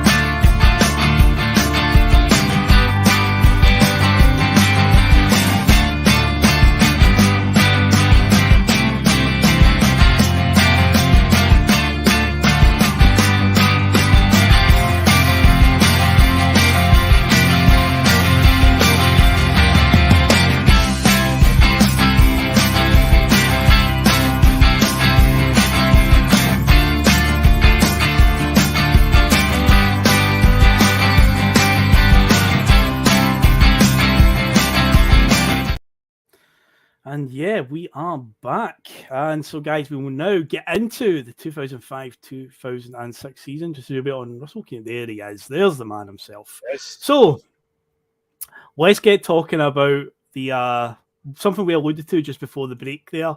No, it's not the TV show, of course, the X Factor. It's that great unknown quantity. And the unknown quantity going into this season is, of course, I say Hearts. Because for the first time in a long time, it's not going to be a two-horse race. Now, obviously, I do not have any love for Hearts Football Club, but I see at the time, I was excited this was happening. I was quite like, this is good. This is great for the league. You know, this looks like this is going to be a proper, like, you know, a three-horse race.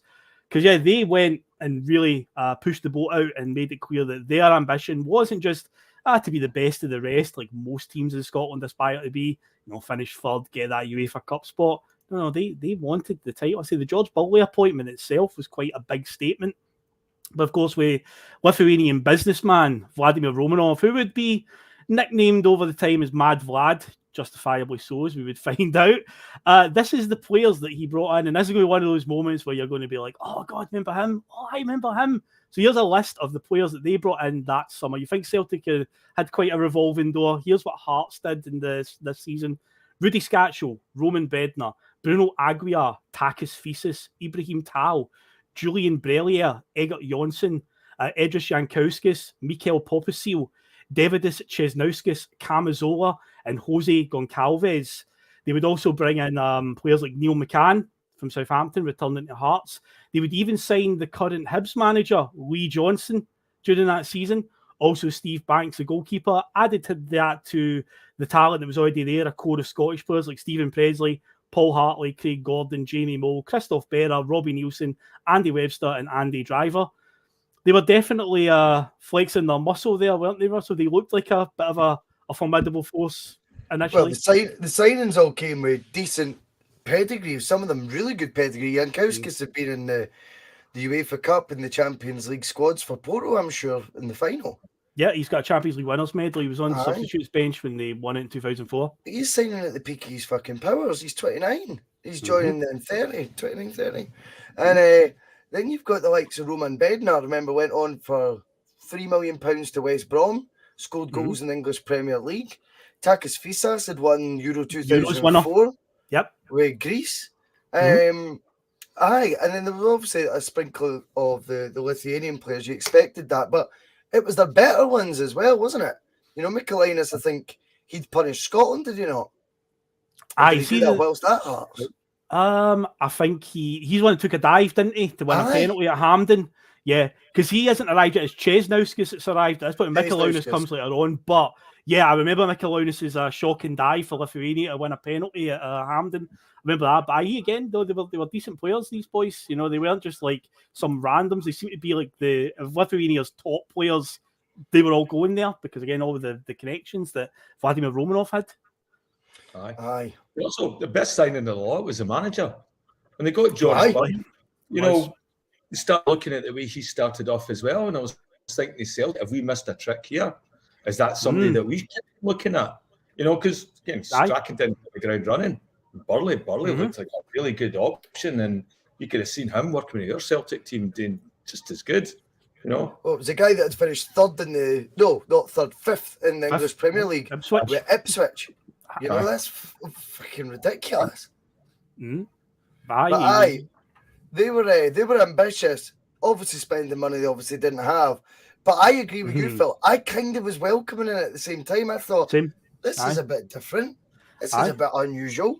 And it was quite good seeing the league kind of really competitive in that essence. You know what I mean? Yep. Bear in mind, I was watching, as I say, I was doing the homework earlier. You know, you looked at the Dundee United lineup and stuff like that, and you could name quite a few of their players as well. You went, they were no mugs either. Do you know what I mean? It was like there was good, decent teams, but Hearts really were pushing the boat out for a title tilt. Let's get it right. Yeah, they were going for the league title first season. Because they won 10 out of their first 12 games. This included victories over Rangers, beating them at Tynecastle. They smashed Hibs 4-0 in the first Edinburgh Derby. They won away 4-1 at Livingston. They beat teams like Aberdeen 2-0, Dundee United 3-0. They're rolling over everybody. Sensationally, the first team to take points off them was Falkirk, well, last minute equaliser for Stephen Presley, having to bail them out. But it was the game after that where it all exploded because we took points off them, which sounds weird that, we're the ones taking points on them, but they were top of the league. They were rolling over everybody. But they came to Celtic Park and drew 1-1 where Craig Beattie scored and Rudy Scatchell scored for Hearts that day. But it was actually after this game, the next fixture coming up is when George Burley leaves out of nowhere. A bombshell's dropped on the 22nd of October 2005 before they're about to play Dunfermline in the league. George Burley resigns as Hearts manager, and as we would find out, it was due to something that, as I say, Mad Vlad would become notorious for over the years, interfering in the manager's business. He wants to pick a team, wants to be the manager. To pick the fucking team. It's insane. And what Burley had also done, by the way, see, well, it's great looking at the signings he made. What he'd also done was elevated Craig Gordon into this position where he was a joke how good he was. But he also brought in a guy, that game at Celtic Park, he brought in a backup goalie called Steve Banks. Who's been in and around Scottish football. I don't know if he's still in Scottish football, but he never seemed to leave. He seemed to go, I think he was at Dundee United after, and he became a coach at a few clubs in the Scottish Premier League as well. But if you remember that game, he was unbelievable. He stepped in for Craig Gordon, and he pulled off save after save. We battered them that day, to be fair. It wasn't like we just got a point off them. We battered them that day. And you're like, even the backup goalie that they've signed is really good. But my point being, the three guys, I think George Burley really was synonymous with, though, was what he did with Presley, Hartley, and obviously Gordon. I think Gordon was a generational talent, to be fair. The fact he's still doing it, any manager could have done well. But he took Presley to another level. Undeniably, Presley became one of the best defenders in the league that season. He was, right? And Paul Hartley, box to box, was just amazing this season, like so good for them. I've loved him as a player, and I think you've got to always give kudos to that as well when you're getting the most of the guys that you've got there. If you're taking them on another level whilst also being able to spend a wee bit more than what normally you would be able to ask, to say the least, but whilst you've got that luxury, being able to get the good players there becoming great for a season, that's the trick. And I think for those opening 12-13 games that George Burley was there, he was doing that. He was. So that was a statement the way they'd done that. But Liam, it was just a case of old Mad Vlad was just wanting to live vicariously through the manager. I mean, I don't know if you've seen this, Liam, but see Open Goal, they did an interview with Jim Jeffries. Did you seen that one? Because Jeffries is one of the many managers that had a spell under Romanov, and he talks about just some of the mad stuff that he did. And because whatever bank he owned, they sponsored like a basketball league in Lithuania. And one day when Jim Jeffries came in, he was like, you have to refer to him as like a basketball champion. And he's like, what? And he goes, he's a basketball champion now. And the story goes that because his bank sponsored the league or the team, is some sort of like gesture, a token for them to come on at the end of a game and get like one shot in. And he was basically swaggering about like, I am a basketball champion now. And it's like, this guy is a fucking mad lad, justified. What? Honestly, Jim Jeffries, when he heard that story, I was like, what? He's nuts. I get the impression that Peter Lawwell had a picture of Mad Vlad up in his room at one point, just idling and going, I want to do that. I can do that. I can, and then he was always like the mini. He was a mini Ramanov, Lawwell. I mean, that's what he aspired to be. I can control everything. I hope the picture Romanov isn't him on horseback, like that Vladimir Putin one. He's got no shirt on, he's on top of the horse. Like, wouldn't put it past him, but he definitely had that ego. Vladimir Romanov, he definitely thinks he's a lot more than just being the chairman. Thinks he can do everything at the club. Mental. But I say, Mad Vlad, they would become notorious for that. But yeah, off goes George Burley. And with that, Hearts' title tilt begins to wobble a wee bit as we go into the autumn months. So just before they go and play Dunfermline on 20th October, George Burley resigns, citing that he couldn't work under the conditions anymore. John McGlynn would have a short spell as interim manager before Graham Ricks was plucked out of nowhere to be the new Hearts manager going into the winter months. And even though they were top of the league early on in the season after a great start, by the time they go to play us on January the 1st, 2006, Celtic are now 4 points ahead at the top of the table. And guys, what would precede on that day would probably be, I think, definitely, probably the game of the season, where we went to Tynecastle. Well, definitely for us. But I think overall, from an entertainment point of view, I think if you had to look at all the games in the 2006 season, this one's got to be like the best one for even a neutral to watch, because Celtic couldn't have started this game any worse if they tried. It was like one of those like bad European nights where we're just under siege in the first 10 minutes, and it's like we're trying to come up for air essentially, and we just can't because we're just all over the shop. But yeah, Hearts absolutely blitzed us in the first 10 minutes. Paul Hartley breaks down the left wing, puts a cross over low across the 18-yard line, or the 6-yard line through the 18-yard box for Jankowski's. But I think Ross Wallace sort of clumsily bundles it into the net because he was playing left back. If I remember right, a lot of the season, Ross Wallace was deployed at left back because Mo Kamara was so unspeakably bad that Ross Wallace had to play out of position. But yeah, it gets bundled into the net after 6 minutes for a goal down. Hearts get a corner a minute later, and Stephen Presley heads in to make it 2-0 after 7 minutes. And it's like, we need half-time already. It's 2-0 after 7 minutes, and we need half-time now. We were absolutely all over the place, but somehow we managed to weather the storm and get to half-time at 2-0, but it wasn't looking like there was much hope for this Celtic team. But incredibly, second half, Stephen Pearson comes on and becomes the unlikely hero to start the comeback. Just a few minutes after coming on, he gets on the end of Sean Maloney's cross, a low one into the box, finishes it really well. And in the last couple of minutes, still 2-1 down, but pushing for an equaliser. Free kick out wide, Nakamura swings it in, Stephen McManus heads one in with 2 minutes to go. And you're like, okay, we've salvaged a draw after a horrific start. It couldn't have started any worse. We're going to get a draw out of this. We're going to keep the 4-point gap at the top and just keep them at arm's length. But no, Celtic weren't done there because Paul Hartley clumsily gives away a free kick in the exact same area to Nakamura again, who once again whips it in. Bobo Baldi scuffs his head. I think it deflects off a Hearts player right into Steve McManus's path, and with his weaker foot, he scuffs it into the far corner. It just rolls past Craig Gordon. You see in the replay from behind the goals, Craig Gordon dives for it, the look of despair on his face as the ball rolls into the back post. And sensationally, Celtic have went from 2-0 down and looking absolutely clueless to winning the game in stoppage time. Game of the season, Russell? Yeah, I mean, definitely. You know, I mean, not a glamorous goal by Mick at the end, was it? It was a bit of a scuff, to say the least. He was usually just trying to hoof it for, you know, when he was defending. I mean, I watched a lot of the highlights earlier on, as I say, and I mean, the amount of clips that are snippets that you just see the ball just being hammered about 50 yards in the air by McManus is unreal when you look at it. It's like prehistoric football. But the finish, I mean, it was pandemonium. And it's surreal when you think that was just to keep a 4-point gap ahead of Hearts. At New Year, you're like, what the fuck? And I suppose that merits how big a challenge they'd sort of laid down to winning the title.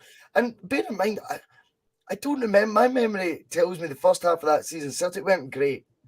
Celtic had moments that we were slipping up as well. We were going goals behind, and you know, in other games also. And I don't think we were all convinced this was a brilliant Celtic team. If anything, I think if Hearts had kept Bill, I think that, you know, both Glasgow sides were there for the taking. They definitely were.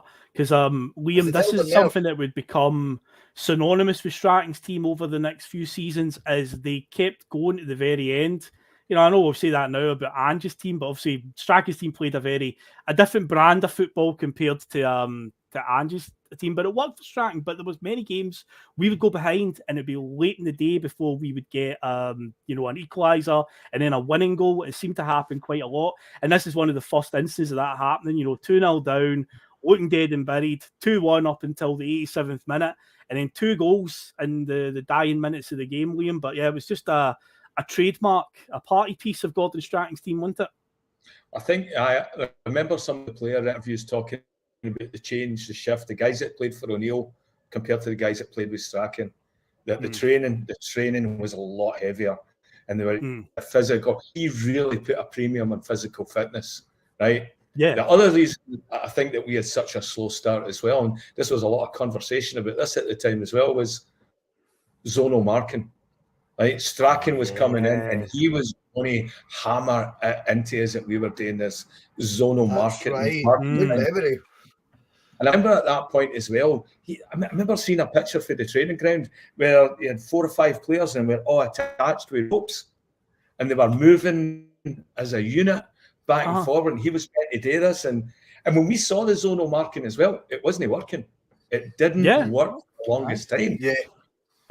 Still think zonal marking's a bit of a fantasy. I mean, there's only a few teams in the world that can actually do it. I mean, it's easy to start. If you figure out zonal markers and who's in what zone, and it's very easy to get away for the guy that you don't want marking you, you know, and everybody's got their favourites, or they know who they could beat, you know.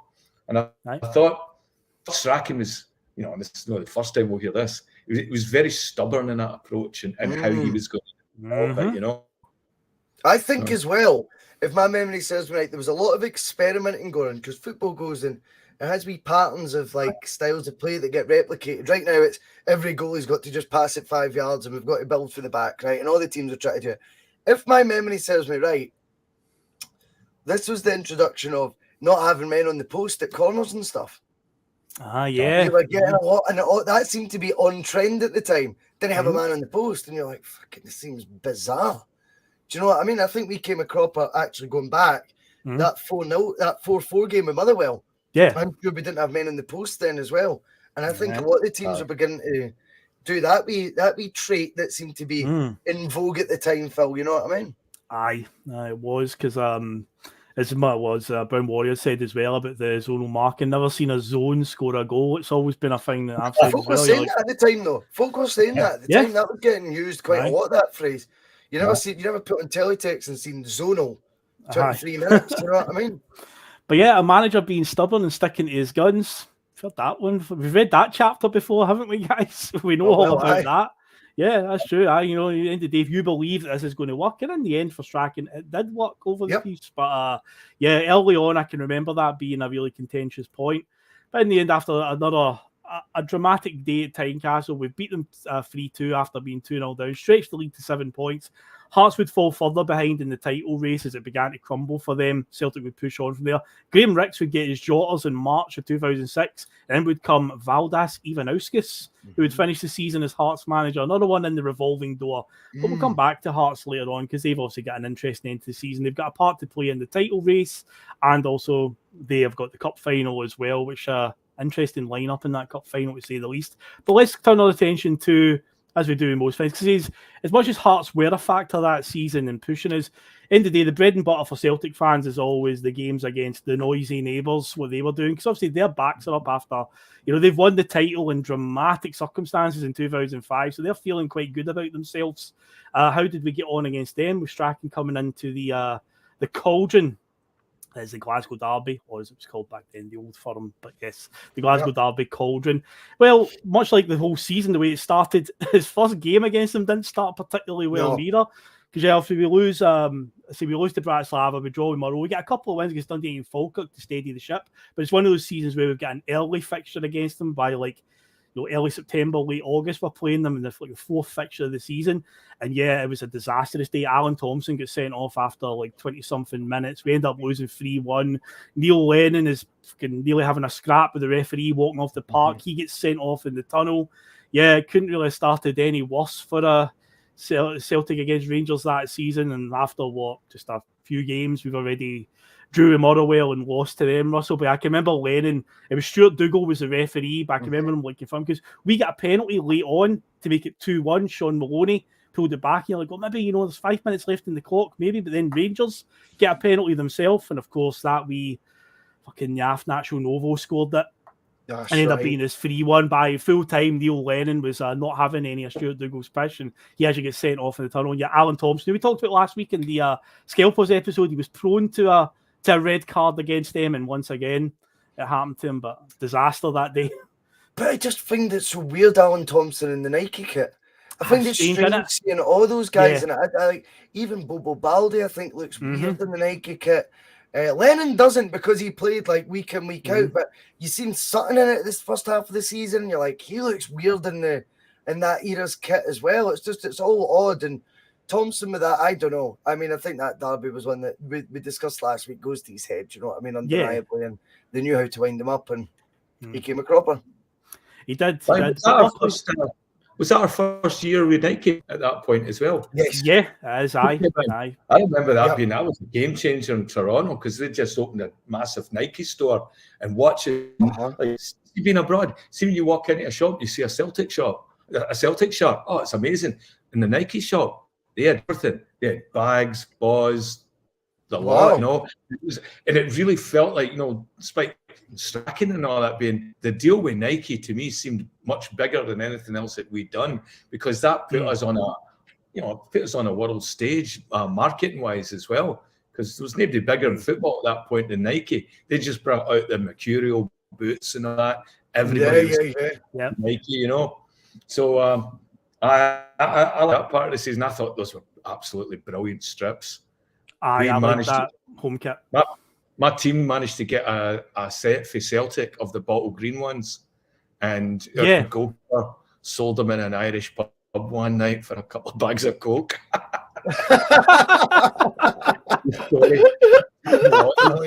lot of them. Oh, wow. In an Irish pub, he was selling full kits. And these were straight for the we managed to get for the club somehow. But I was a lunatic, this guy we used to play with. That's funny. All right, Big Facey, if you're Things you do. But that was the first Nike kit as well, where they had the badge in the centre. Remember, the badge was in the middle, instead of being out on the left hand side of the chest. The away kit was to the left hand side, but was it? Maybe in the middle. I remember the home kit was definitely in the middle. Was it not the black kit, the away kit, the green one? Green. It was green. Really. That was. Yeah. They had a black one as well. They wore. They had a black one for the Hibs game. They only wore it against Hibs. That was the only one. But I'm sure the green one was central the badge as well. It might very well have been. Aye. But I remember that because they did that. Adidas did that last year with the third kit that we had, the one with the pink and green pinstripes. Remember, the badge was in the middle, and it was so no other Adidas kit we'd had for. Even the New Balance ones did that. So it's always weird to see it. But I thought that Nike one, it worked really well. It felt like the Adidas one last season, it was like too far down. There's something about it with the badge was too far down the chest, and that meant the sponsor was too far down, and something didn't look right about it. But I remember the Nike one that season had the badge in the middle, but it was a game changer because I just came off Umbro. And Russell's right and all, when just in your head, it's that Mandela effect thing where you see a player in that kit and you're like, that doesn't look right. I mean, there's an infamous one there, I don't know if you've ever seen this, where the one game that Paolo Di Canio played for us when Wim Jansen took over a friendly against Derry City, and he's wearing that 97-98 stopping the 10 kit with Umbro, and it looks so weird. You're like, I just can't envision him in that kit. It's out there on Google. The Canio, like 1997, he's playing against Derry, and he's got the Umbro across the front, the stopping the 10 kit, and it's like, blows your mind when you see it. You're like, that's got to be photoshopped or something, but no, it's legit. But same with a lot of the players that came from the Martin O'Neill era in this kit. Didier Agat, you know what I mean? Like, he played like a handful of games before he got released. There's one. You're seeing him in that kit. Even Alan Thompson, like you say, weird to see. But yeah, speaking of Thompson, he sent off in that game. We lose 3-1. But don't worry, though, because Rangers suddenly go for a bit of a collapse. And I think it's also that European hangover, because for some fucking reason, this Rangers team ended up getting the second round of the Champions League with one of the lowest points tallies. But definitely at that point, it was the lowest points tally. It's like 7 points. But it's that whole thing where after European games, they're dropping points because they would lose to Hibs, Hearts. They dropped points against Falkirk, Dundee United, Livingston, Inverness, and Aberdeen. So it meant by the next time Celtic and Rangers met in November, which would be a double header, where we had a league game and a League Cup game coming up against them, Celtic were actually now ahead of Rangers in the league. But first up was the League Cup match, the quarter-final. Now, this was an interesting... So I can remember this at the time, and I think this, again, is a case of their downsizing, where Alex McLeish was doing everything in his power not to use Stefan Klos, and Ronald Vateris was the new number one, because Klos played like one game for Rangers that season, and it's that League Cup quarter-final against us when Sean Maloney scores from 30 yards, Liam. And it's a pure... I don't want to say it's underrated to go. I think it's easily forgotten, though, because it's like a League Cup game. It seems to go... When people talk about great goals against Rangers, this one is out of this world because you don't see it coming at all. The way he just cuts across the park, and then you're like, oh, you wouldn't expect a guy to shoot from there. But he doesn't even, like... There's no real zip on it. It's not like he put his laces through it and it goes like a rocket. Slow motion. It's like slow motion. Right. By Stefan Kloss was in goal for that one, Liam. And later on in the day, I think he scores an own goal. It goes down as officially with Bobo Baldi. Scores a really low to the ground header that bounces off the in between Kloss's legs. It was an own goal. But I can remember at the time there was a whole brouhaha from Rangers fans and even the media was saying, why are you not using Kloss? But could be some sort of contract issue where if he plays X number of games, they need to trigger another year in his contract or something, because he was on big bucks. Bear in mind, he was the best paid player in Europe at one point. Apparently so, yes. Well, his contract would have been frightening. By Liam, that Maloney goal, mate. I don't remember seeing him score like that before or after. Like, he was never one of these, you know, like when we talk about the Phil McGinlay copyright Thunder Bastard Day a shot. It wasn't even that. Aye. It was like, just like the ball had eyes on it and found the net, but he wasn't known for that. I don't ever remember seeing Maloney score. There were more curling free kicks he scored. Aye. Curling free kicks, but never hit like that. Aye. And it was always rising when it left his foot, which if you watch the trajectory of it, it's weird goal, but brilliant. And Bobo did well for us that year as well. Bobo was always good for a goal threat as well, you know, coming through the back. That's why I always wondered how he ended up falling out with Strachan. Well, I know it was or Lau or whoever it was about his wages, or Bobo Baldi, you know, CCO of Bobo Baldi Inc., you know, that sort of thing. But Bobo showed up, and I thought that season he played really well as well and showed up with a few goals. It was the next season that he started to get sort of forced out by Strachan, but the 2005-16, Caldwell's not arrived yet. So it's Bobo Baldi and Stephen McManus for most of the season at centre-back. But Baldi actually scores in both games against Rangers. He scored that. Well, I say Ken went down as an own goal, but it's Bobo Baldi gets the header. You tell Bobo it wasn't his. I'll try to tell him. They probably changed the record once he'd left the country. Do you know what I mean? Yeah, probably. There's no way that they corrected that record and he was still playing for Celtic. He'd have been definitely not. Clydesdale House or Regan. Exactly. But no, the next game we play them in the league, we absolutely horsed them 3-0. John Hartson, Baldi scores again, and Aidan McGeady scored as well. A volley at the back post where Ronald Vateris couldn't hold on to it, and it just slowly trickled into the net. But Baldi's header in that one's fantastic. He stays up for a corner, and Rangers clear it. It comes back out to Nakamura, who swings it in. It's one of those glancing headers, but he's not like that close to the goal. He's quite far out in the 18-yard box. Gets a powerful glancing header. It just flies into the back post. That's right. And John Hartson's goal is comes along the ground from the right-hand side, just a low cross, and just the way he slots it away. We absolutely dominated them that day and ended up winning 3-0.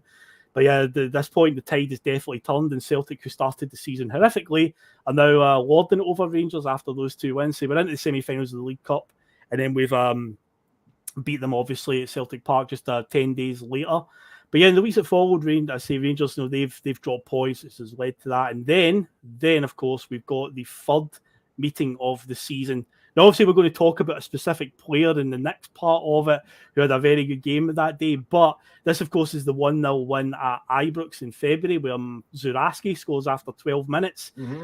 And, a bit of a dreary day because it was really grey and horrible, I can remember. And not the most exciting of games, but Celtic just toyed with them and say, we're going to go on to Roy Keane and Neil Lennon and what they did in that game. But yeah, this game's interesting for a couple of things. One, Zuraski scores his only goal against them. We beat them 1-0, pretty comfortable. But this is also the game that, if you've seen it, on Danny Dyer's International Football Factory's Unintentional Comedy Gold, if you've not seen it, where Danny Dyer comes up to Glasgow, comes to Scotland to look at the Furrows, you know. The Furrows used to run the show. He goes to like Aberdeen and Hibs and all that, and he goes for a right old tear-up at the Old Furrow. That's what he does. He goes for a tear-up, Russell. He goes through to Glasgow, gets a ticket to the game, sits in the Celtic end, so fair play. It's all kicking off. Obviously, Celtic win the game. He goes after it because he wants to see a tear-up. He wants to see a fight. You know, he wants to see it all kicking off. So he goes to Bridgeton, and he's like in a bar, a Rangers bar. He's talking to the barman, going, he's doing all his usual Danny Dyer stuff. Like, I can feel I'm buzzing. I can feel it's all about to kick off. He's talking to the barman, who's pure low energy, just like, I don't know, man. There might be some trouble later. You know, nothing really happens nowadays, mate. And Danny's like, yeah, man, can feel it, man. I'm buzzing here. That's like, mate, you're trying too hard, mate. Honestly, you're trying way too hard. But that is the game that he goes to. He went for a tear-up, but yeah, nothing. There was no tear-up at all, unfortunately for him. But hilarious comedy gold. It's out there on YouTube. definitely worth watching, man. Funny when Zurawski scores, mind he had that mad hairdo. Yes. When it was like when he first signed and it was quite long at the back still, and it kind of flopped. It almost looked like a toupee. And I was like, he's reminding me of someone when I was watching it back, right? It's like he's reminding me of someone. Who the fuck is it he's reminding me of? He reminds me of fucking Saul Goodman. That's what he's reminding me of. Getting Better Call Saul. Better Call Saul. With the hair flattening about. I'm like, he's like a young version of Big Saul Goodman. I can see it, man.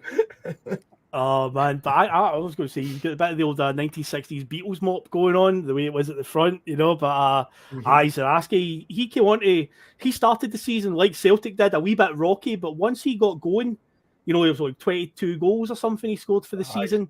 Good return, but of course the next season, Venegoor and Kenny Miller arrive, and he just fades into the background. But this was mad as well, because the team, you remember, we changed obviously to what we thought was 4-4-2 under Strachan, right?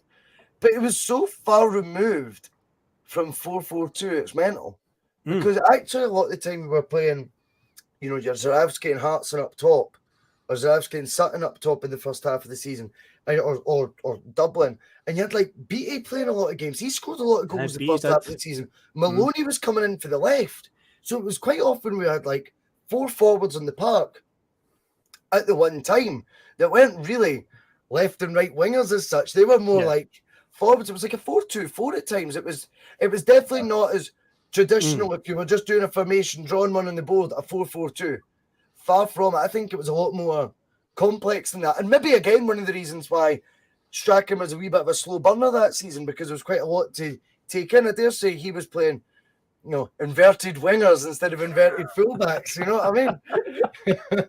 But I think when you actually look at the personnel in the park a lot of the time, you know, Thompson was playing left back some games, remember? Yep. In the first half of the season. And a lot of the times you're going, that's 1, 2, 3, that's 4 forwards that are playing right now. And so you know, Hartson had scored a lot of goals, Beattie had scored a lot of goals, Zurawski had scored a lot of goals. There's 3 strikers that were playing all the time. So Beattie, if my memory serves right, was coming in for the right, Maloney for the left, and then you had Hartson and Zurawski up top. That's 4 strikers essentially. Just getting 2 of the strikers having to sort of play in a different role. It was an interesting tactic. It wasn't, you know, as I say, a stereotype 4-4-2 that Strachan was implementing. Far from it. Aye, the old Mike Bassett 4-4-2, that old dinosaur formation, you know. No, you're right. There was a bit of innovation in there. And, you know, some of the players he signed, you know, guys like Nakamura, a guy who's a dinosaur, wouldn't he sign a technically gifted player like Nakamura? Obviously, you had McGeady at that point as well on the other wing at times coming into the team. So, yeah, there was some technical. I think it's just there was a lot of low-scoring games and games where we've been a goal down, had to score 2 goals late on. So a lot of people don't associate the Strachan era with great football and big wins and stuff like that. But whatever he was doing, it was effective. I say on that day in particular against Rangers, that was another one. You know, I say we scored quite early in the game and we just held them at arm's length for the rest of it. Went on to win 1-0. The final meeting with them that season was a 0-0 draw at Celtic Park. After we'd wrapped up the title, the main moment from the game is late on Dado Prussell has a chance to win it for Rangers with a header.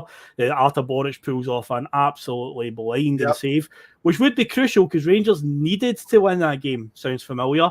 Celtic didn't need to win it. Rangers did because they were also trying to get second place and get that Champions League spot. Celtic held them at a 0-0. Of course, I said earlier on, we'll come back to Hearts later on because they've still got a part to play. But that holding Rangers to 0-0 left the door open for Hearts to finish second. Celtic have got a trip to Tynecastle coming up at that point. You've got to wonder what's going to happen there when might get a wee bit naughty there, depending on how you look at it. But yeah, we obviously held Rangers, so 0-0 there, and they weren't much of a threat. But obviously, I was looking at the 1-0 game there, and there was one player in particular, the ultimate in the first half of the show because of a very high-profile departure he had. So obviously, Roy Keane turned up at Celtic midway through the season. It actually wasn't long after he'd left Man United. He was unveiled at Celtic in the run-up to the January window because he couldn't play officially until the January window opened and he could officially be registered. But yeah, he was paraded at Celtic Park. And it's quite a surreal moment. And I feel like, again, it's one of these ones where at the time, I can remember a massive buzz, although social media wasn't what it was back then. So maybe you couldn't get a real, gauge of the mood of the fans. But this was huge. I mean, this is Man United's captain, Ireland's captain, coming to Celtic. Okay, yeah, he is. What age is he at that point? 34. 34. Obviously, he's had some injury problems, but it's Roy Keane. That's fucking mad. 34 is not bad, you know what I mean? Yeah. But maybe it's just because of the 6 months that he played, maybe in fans' mind, they've kind of, it was all right, you know, but at the time, the initial mood when he signed was like, oh, this is big fucking business. And obviously, Sky TV were treating it as big business because that was a huge story. And it just so happened Sky at that point had the rights to the Scottish Cup, and we had the game coming up in the third round of the Scottish Cup that Sky would be covering. And all of the coverage and the build-up was not about, you know, Celtic, anything to do with anything else in the team. It was all about Roy Keane's debut for Celtic. It was all about Keane this, Keane that, and so forth. And it was at Broadwood against Clyde, a third division team, I believe they were at the time. What could possibly go wrong? Well, everything that could go wrong that day did go wrong. It definitely wasn't the debut, I think, that Roy Keane was wanting. That was the Dewey debacle, where a Chinese player started for us that we brought in on loan, and he never was seen again after half-time that day. Absolute disastrous performance. We lose 2-1. We could have actually lost 3 goals on the day. Arthur Boric had to save a penalty. But am I right in saying, guys, that there's a story that after that game, Roy Keane got on the team bus and like John Hartson's munching a bag of crisps, and Keane's just like, and brew. He's like, what have I got myself into here? What is this? You know? Fucking hell, he must have been questioning his life decisions at that point. Like, fucking hell, you know what? He said, welcome to hell. That's what he said. He said to himself, welcome to hell. Because Hartson's already on the bus with a bag of crisps and fizzy juice. He's like, oh, fuck. After we just came away from Liam at Man United, where he's very publicly critical of like some players there for not putting performances, to see that, it's not exactly the ideal start for him, is it? No, you know, and I wonder if did he keep that to himself, or was he vocal, like having just come out of Manchester United and like slagging off all his fellow players? Like, you wonder if he just shook his head and just said it to himself. That, I think you're right. I think he was quiet. I don't think he would have said much on it. I think he thought, it's not my gift to fucking get involved in all this. I moved away from United because of that stuff. Like, I was coming here to enjoy myself, but what are you doing? Well, disaster in the game as well. I remember watching that one as well, midday, having to get time off of work to, you're bailing out a meeting early to go and watch this game. You know, Roy Keane, everybody was buzzing, and then to show up against Clyde as well, you know. I know. And Dewey, one of the goals. You ever play again after that? No, nope, played 45 minutes for us and disappeared at half time, never to be seen again. Yep. That's it. I know. That one didn't work too well for us. That one flopped massively. But yeah, he was off ski after that one. But yeah, we were out the cup, the holders of the Scottish Cup. We got out, but we'll get back to it. Obviously, we've got another cup final coming up later in the season. But Roy Keane, it would get better for him. Obviously, in the league, we wouldn't lose a game until we played Hearts near the end of the season. So he didn't taste too much defeat at Celtic. He did get 1 goal in his time there against Falkirk. And interestingly enough, we've got the Blue Bad and one of our Rangers fans can remember a tongue-in-cheek comment saying that Keane was 56 when he signed for Celtic. Well, that's interesting because that 56-year-old absolutely bossed it at Ibrox and made Barry Ferguson look like an absolute chump, didn't he, Russell?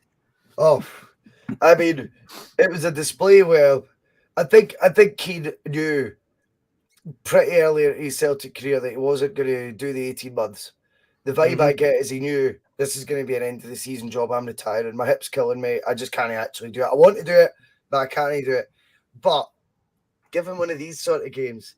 Push his buttons. Take another pain-killing injection, Roy. And for whatever reason, he had the bit between his teeth that day. He never lost his temper. There was a couple of wee cynical moments. But what he does with the ball is so simple, so effective.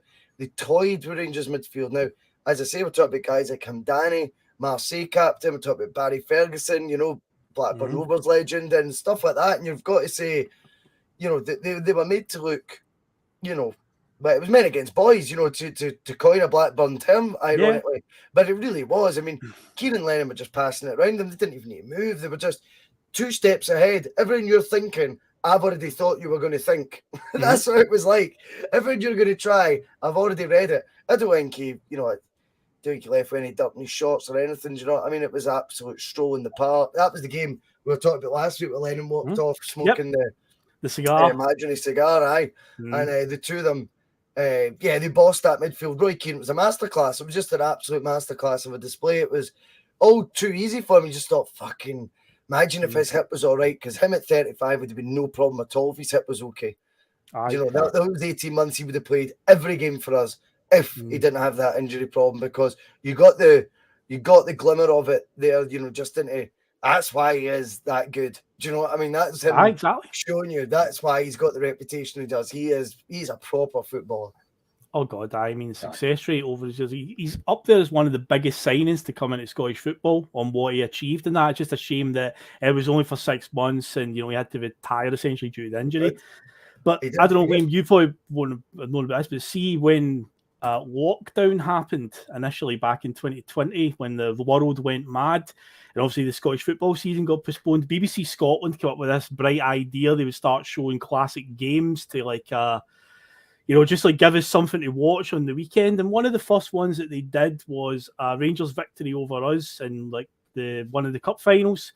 And I remember on Twitter that night, the Rangers fans waxing lyrical. Oh, you know, Barry Ferguson was world class. He was good. World class is, if you're saying he's world class, that means you can get in any team in the world. And it's like, well, take that AC Milan team, for instance, who were champions of Europe at the time, you know, in the 2003. Would you go into that ahead of Pirlo and Seedorf, Kaká? No. So the world class is a bit. In fact, Gattuso ironically would have been in that AC Milan team as well. But they were going on about him saying, "Oh, the best midfielders ever played in Scotland." And when I'm reading it, I'm like, I can vividly remember a game when Roy Keane, with all the injury problems he had at 34, 35 years old, absolutely bossed Barry Ferguson, made it look easy, and it's like, that's a world class player right there. Yep. Okay, maybe he was late on in his career, but that is a true definition of a world class player. He just turned it on like that, Liam. It was a performance. They say the video that I sent you in the email. Right. There's just him and Lennon just toying with him, just, you know, so simple and effective. Sometimes the simple pass is the right. That's the best one to do. Just keep it nice and easy. They're like Ferguson's literally slipping over on the ground, like you're trying to catch the ball because they're just passing it around them and just like no problem. I can do this all day, mate. Absolutely class player. Just a shame into Liam with injuries that we couldn't get another year at him. It was a shame, but you know what? We got what we wanted. We got that one good game on the highlight reel. That one game against them where he absolutely bossed it. And I think if he hadn't have done that, it would have been a different story in that. But the fact he showed up and he was able to impose himself to such a state on, you know, young up-and-coming Barry Ferguson as well, who had a lot of protection from the referees back then as well. I mean, he used to drive me nuts. The amount of times where he would get fouled, or not fouled, but he would just be in a challenge and he'd throw himself and he'd dive on top of the ball like it was a live grenade and grab it. That seemed to his go-to. I think he gets sent off once for doing that once against us. Somebody finally just said, "Oh no, that ball was still in play. You got to play to the whistle." So, you know, I mean, he got sent off in the 6-2 game, didn't he? He did. 6-2 game, he got sent off. You know, he was scoring a lot of penalties in a Tavernier as well. Was he no? He was actually. That's true. I think he one of the. A lot of that hype around him as well was, you know, like, you know, it was elevated with a bit of help. It wasn't all just him. You know, there was a lot of penalties. They had a lot of penalties given to them back then. Yeah. You know, I think we covered it in the Seville season. The Seville season is criminal. There's a game at Dundee where they got 3 penalties in the one game, didn't they? At Dens Park. Aye. It was definitely done. But yeah, see, for Roy Keane, his time there at the club, he did get, you know, a League Cup winners medal and a League winners medal. Scored a goal for his boyhood team, the team that he said years before that he was always planning on playing for Celtic at some point. So he got to do it.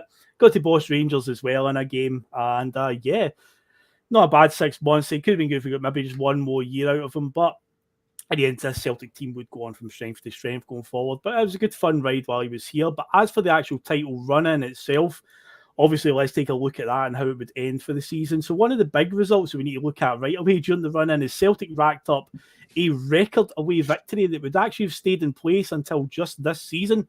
Also, we beat Dundee 9-0 this season, but it beat our previous away win record of 8-1 against Dunfermline. We got a Zuzaski 4 goals from that day, but we also got the very rare unicorn moment.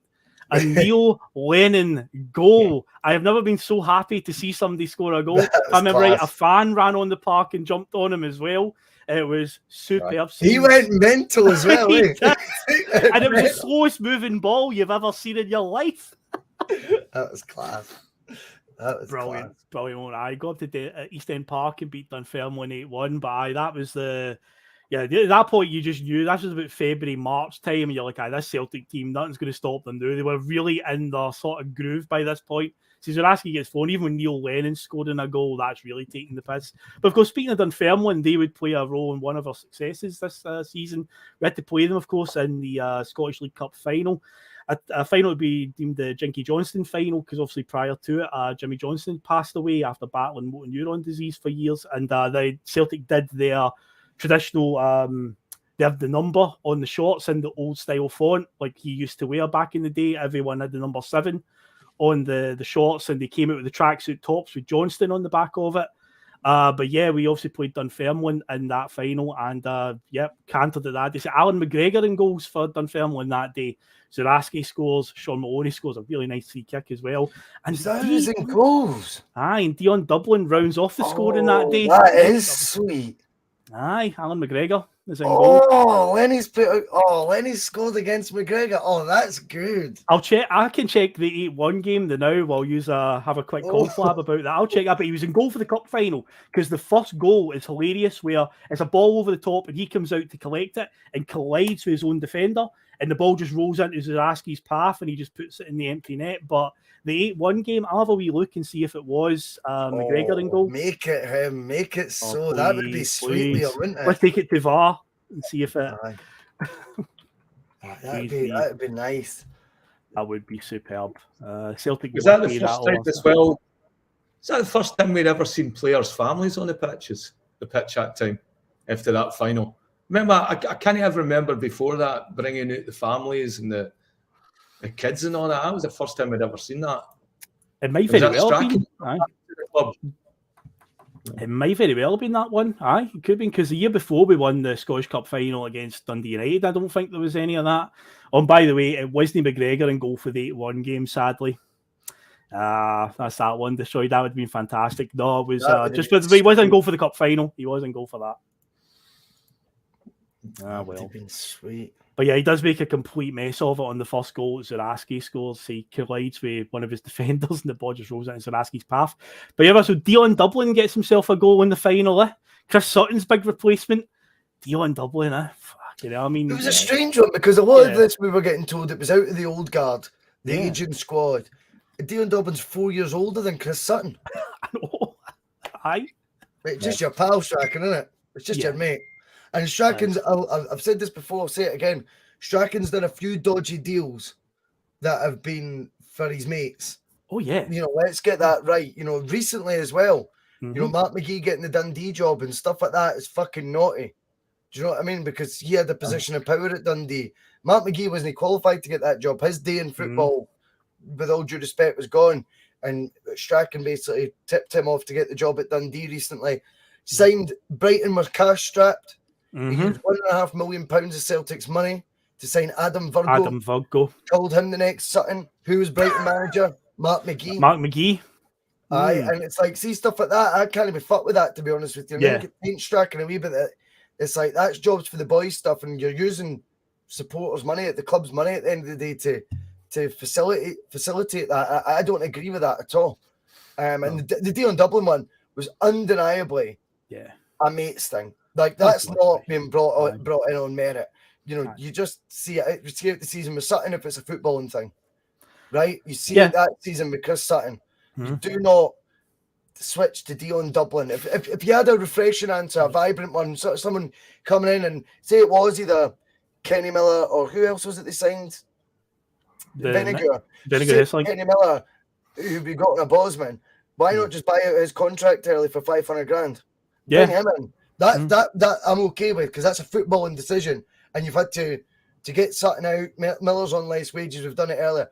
Dion Dublin, undeniably was, I think, that's just pal stuff in my opinion. It doesn't sit well with me that I don't believe that transfer was a footballing decision. I think as well, Dublin was similar in one sense to Sutton. He did that whole thing where he could play multiple positions. But you talk about a guy that's 4 or 5 years older. Stick out with Sutton at the end of the season. I didn't like that signing at all. I mean, I've nothing against Dublin. Yeah, exactly. For me, that wasn't a signing of any.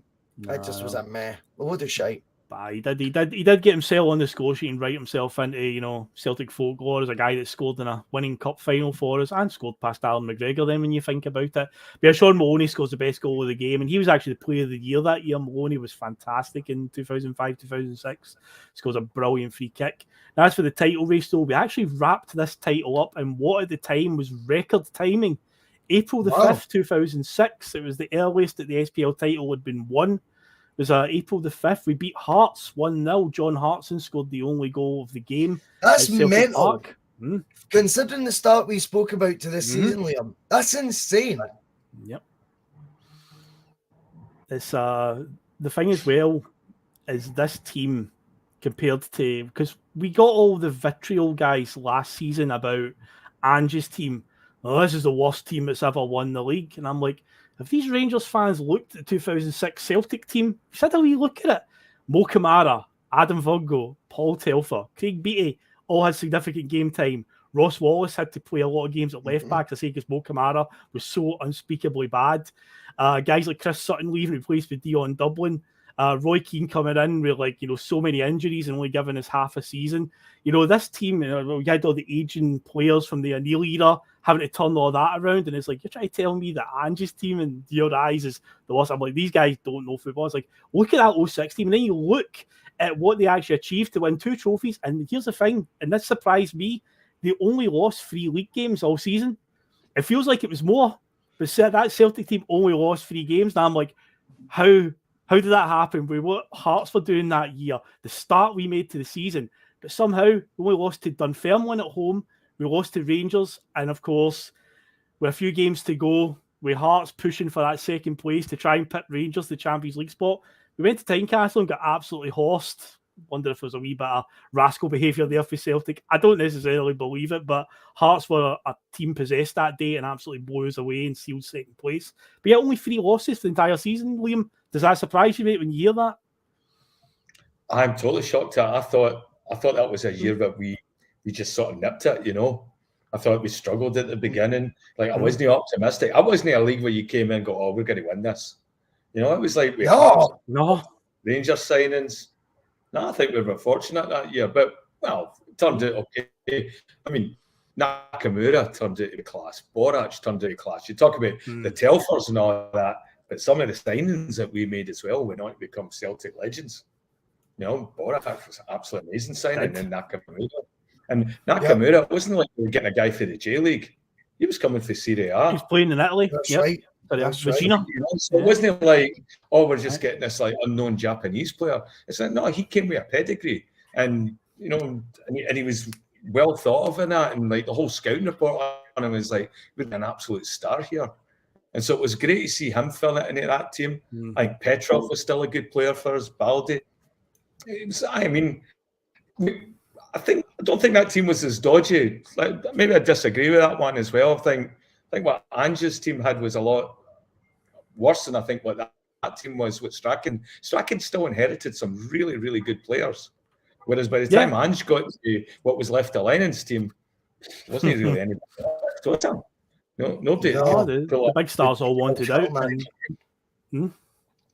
And of course, they got their wish. They all got sold in the end. Ayer, Odson, Did Edward. Kamara finish the season at left back? I looked at Wikipedia and just looked at the numbers, and he played, say, about 15, 16 games, and Ross Wallace has got a similar number. So it's almost like it's split. Fell out the team.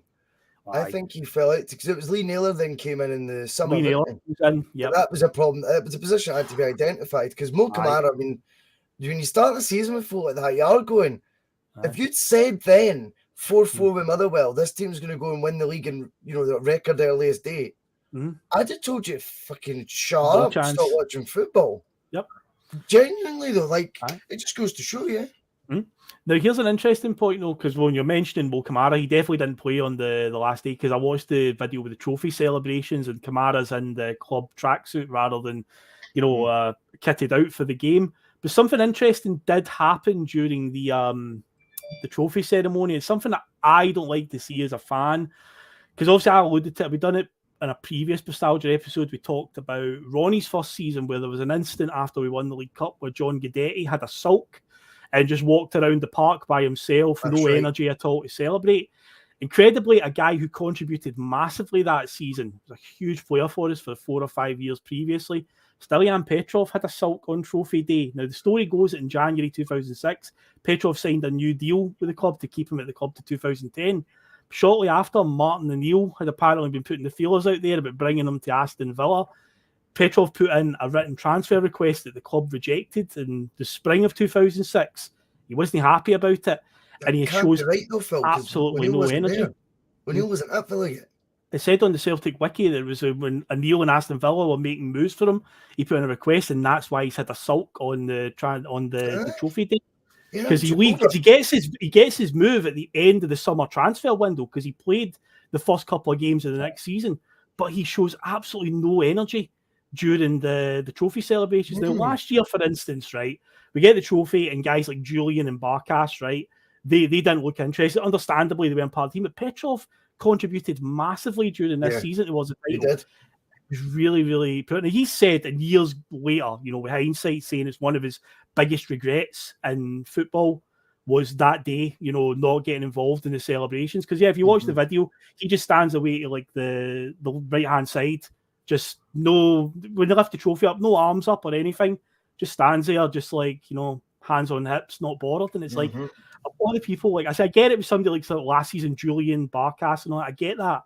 You're no part of it, so you don't really feel that you've contributed. But this guy played so many games that season, contributed a lot of goals. It just felt really bad for him. But I'd say in hindsight, years later, he has came out and said he regretted it. But it was all around a transfer request that he put in that the club rejected. That's what it all revolved around. Yeah. I remember that time as well. He was captain of Bulgaria as well at that time. And Bulgaria had a half-decent side they were playing in. So he was getting he was on the world stage at that point as well. I don't know if it was the contract stuff or he just wanted away and try something different. I mean, we had him at 18, 19. He came to Celtic straight from Bulgaria. And he didn't. And he, of all the, we all heard the stories about him, how he transitioned to Celtic, working in a burger van and things like that to learn English. And and it didn't seem like Celtic did a very, very good job at that point of immersing players into the city and the team and the culture and that sort of thing. They were just pretty well on your own. I've heard that a couple of times. But that's weird. But you know what? Bulgarians are weird anyway. I know loads of them, and all the time their faces are tripping them, and they're actually quite happy. So when I seen them pouting a bit on the side, I go, that's just like most of the Bulgarians I know anyway. So I mean, I don't know. I was sad to go. That day in my household when he left because that was the first my son's shirt, and everywhere we went, and we used to go to Bulgaria back then. He would be wearing a Petrov shirt. Totally, we'd get pelted home time because he played with the other team, but Well, the thing is, guys in the comments are saying that O'Neill didn't join Villa till that summer, which I say I'm just going by what like he said, but because he goes to Villa with O'Neill, did O'Neill maybe know he was getting the Villa job and maybe spoke to Petrov in the run up to it and just said, "I want to bring you," and that's because it did revolve around a transfer request. Maybe it wasn't Villa that had approached him, but that's why he had a huff for a transfer that couldn't happen. He wouldn't care. Because you'd just be like, sound, I know where I'm going once Martin gets the job there, even if he is. He can't physically be, going to a club that Martin O'Neill's not at yet. So I think there must have been another club bid, interested. Another bit of tapping up went on, Phil. I think that because it just, the dates don't align there. But you are right, obviously, the videos are there where he's in the cream puff. I just wonder if Celtic's rejected the bids for elsewhere, or maybe Aston Villa had him on a list already anyway. I don't know. Well, interestingly, the last goal Petrov ever scored for us was early the next season wearing that kit that you're wearing right now. Oh, we could beat at Tynecastle, I think, early on in the next season, and we're wearing that green and black kit, and Petrov scored. I think that was his last goal, because he does play the first few games of the next season and leaves shortly before deadline day in 2006 and goes to Villa. But yeah, it was the whole cream puff on Trophy Day was all revolving around a transfer request he put into the club that they rejected. So that's what it all come from. But he did get his move to Aston Villa, did get reunited with O'Neill, and over time, obviously, Petrov has said, "I'm sorry, Celtic. I'm sorry about that. We forgive you, Stan, because what a player he was."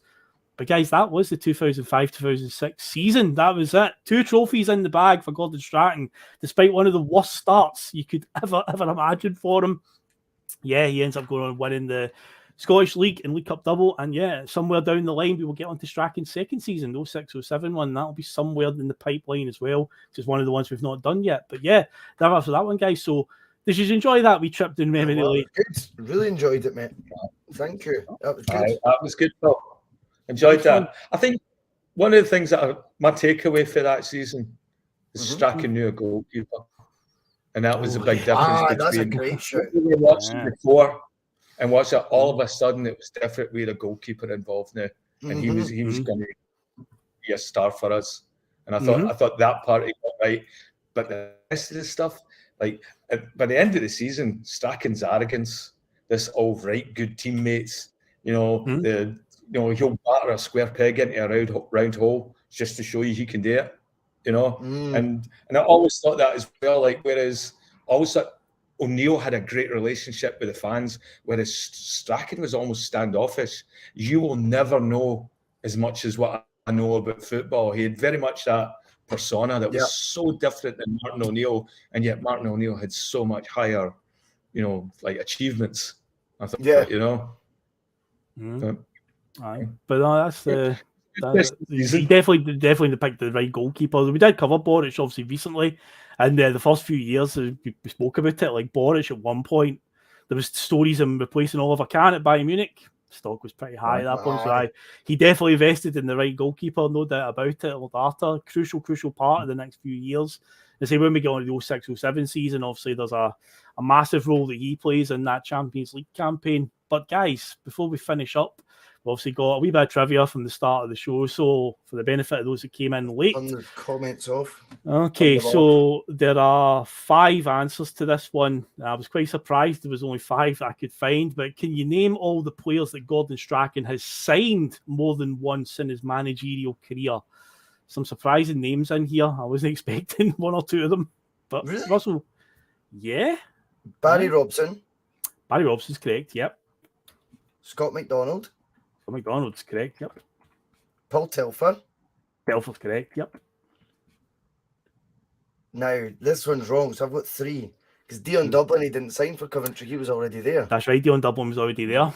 That's correct. So I've got 3. I expected Dublin to be an answer when I was researching this. I was like, what? I wrote him down first, and then it's just dawned on me this second.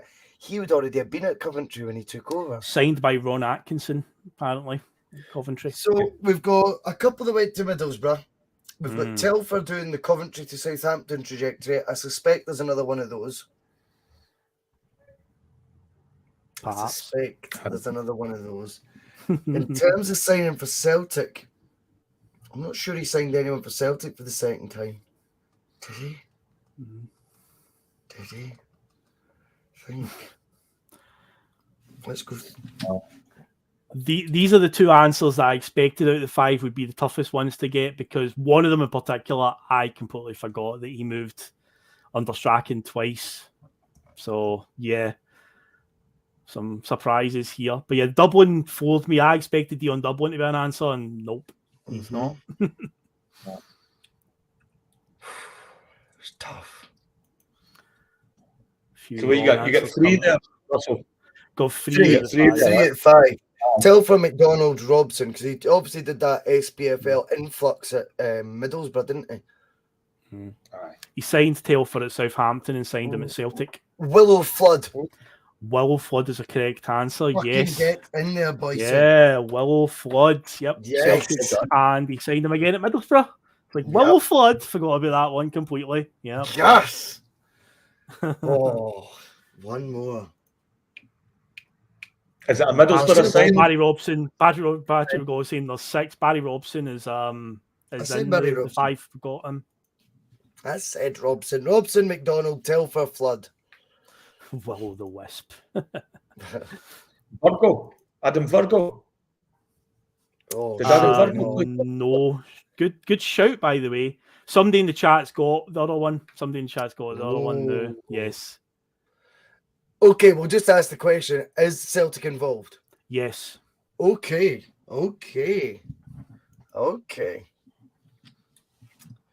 Okay. When Ali you think- Adier? No, when you think of all the Celtic players that he signed over years, this is one you just wouldn't expect him to take to Middlesbrough, because that's the other team that's involved. Mm-hmm. It's no one you would expect.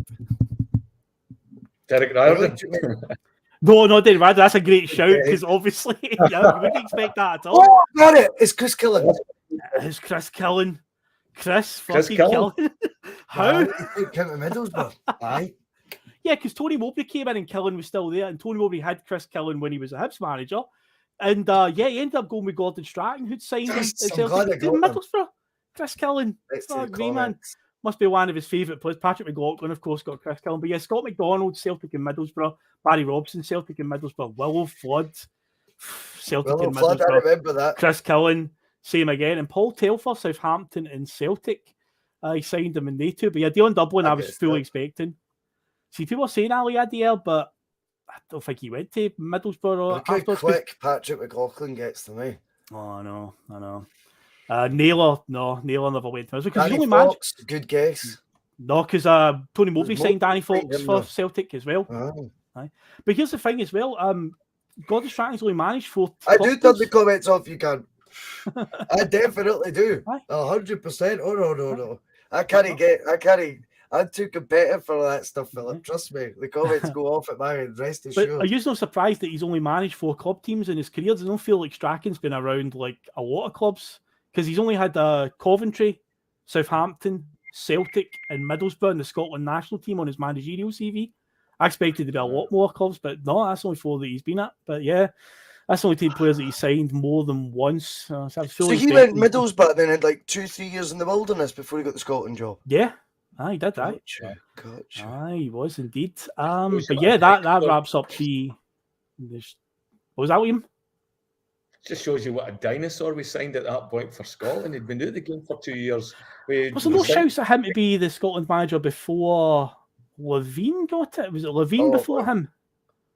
I think there might have been, because he would have been out of job at that point. Aye, that would have made sense. But no, there you go. But he did okay with Scotland. But obviously, as most things, it just seemed to dry up with Strachan. It was the same at his time at Celtic. He had sort of early success. It was going well, and then suddenly, the wheels came off. But no, guys, that's the end of the show. So, Russell, do you wish to tell the great viewers of what is coming up over the next couple of days on the bus? Yes, I've treated myself to a half day at work tomorrow, so I'll finish early to watch the football. Don't know how I'm going to watch it like. I need to pay for it again, I think.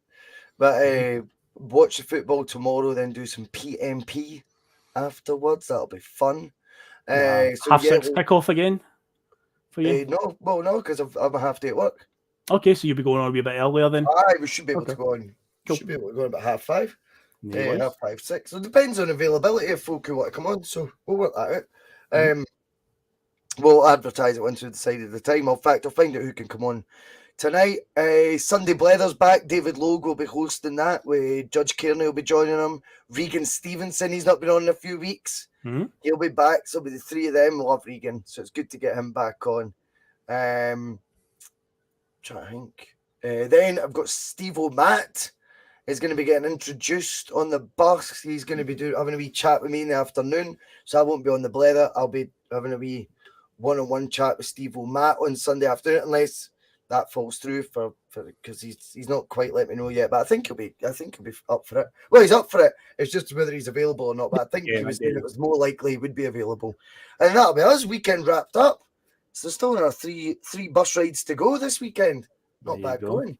Not bad going at all, man. Not bad at all. But yeah, we're out of here for another Bustalgia for the week. And we'll be back again with same Bustalgia channel next week. Another one. I'd say I've not picked what season we're going to do yet. I'll throw it out there at some point during the week. I'll decide as we get closer to Friday. But yeah, that's us for the week. So another fun time on the time traveling bus.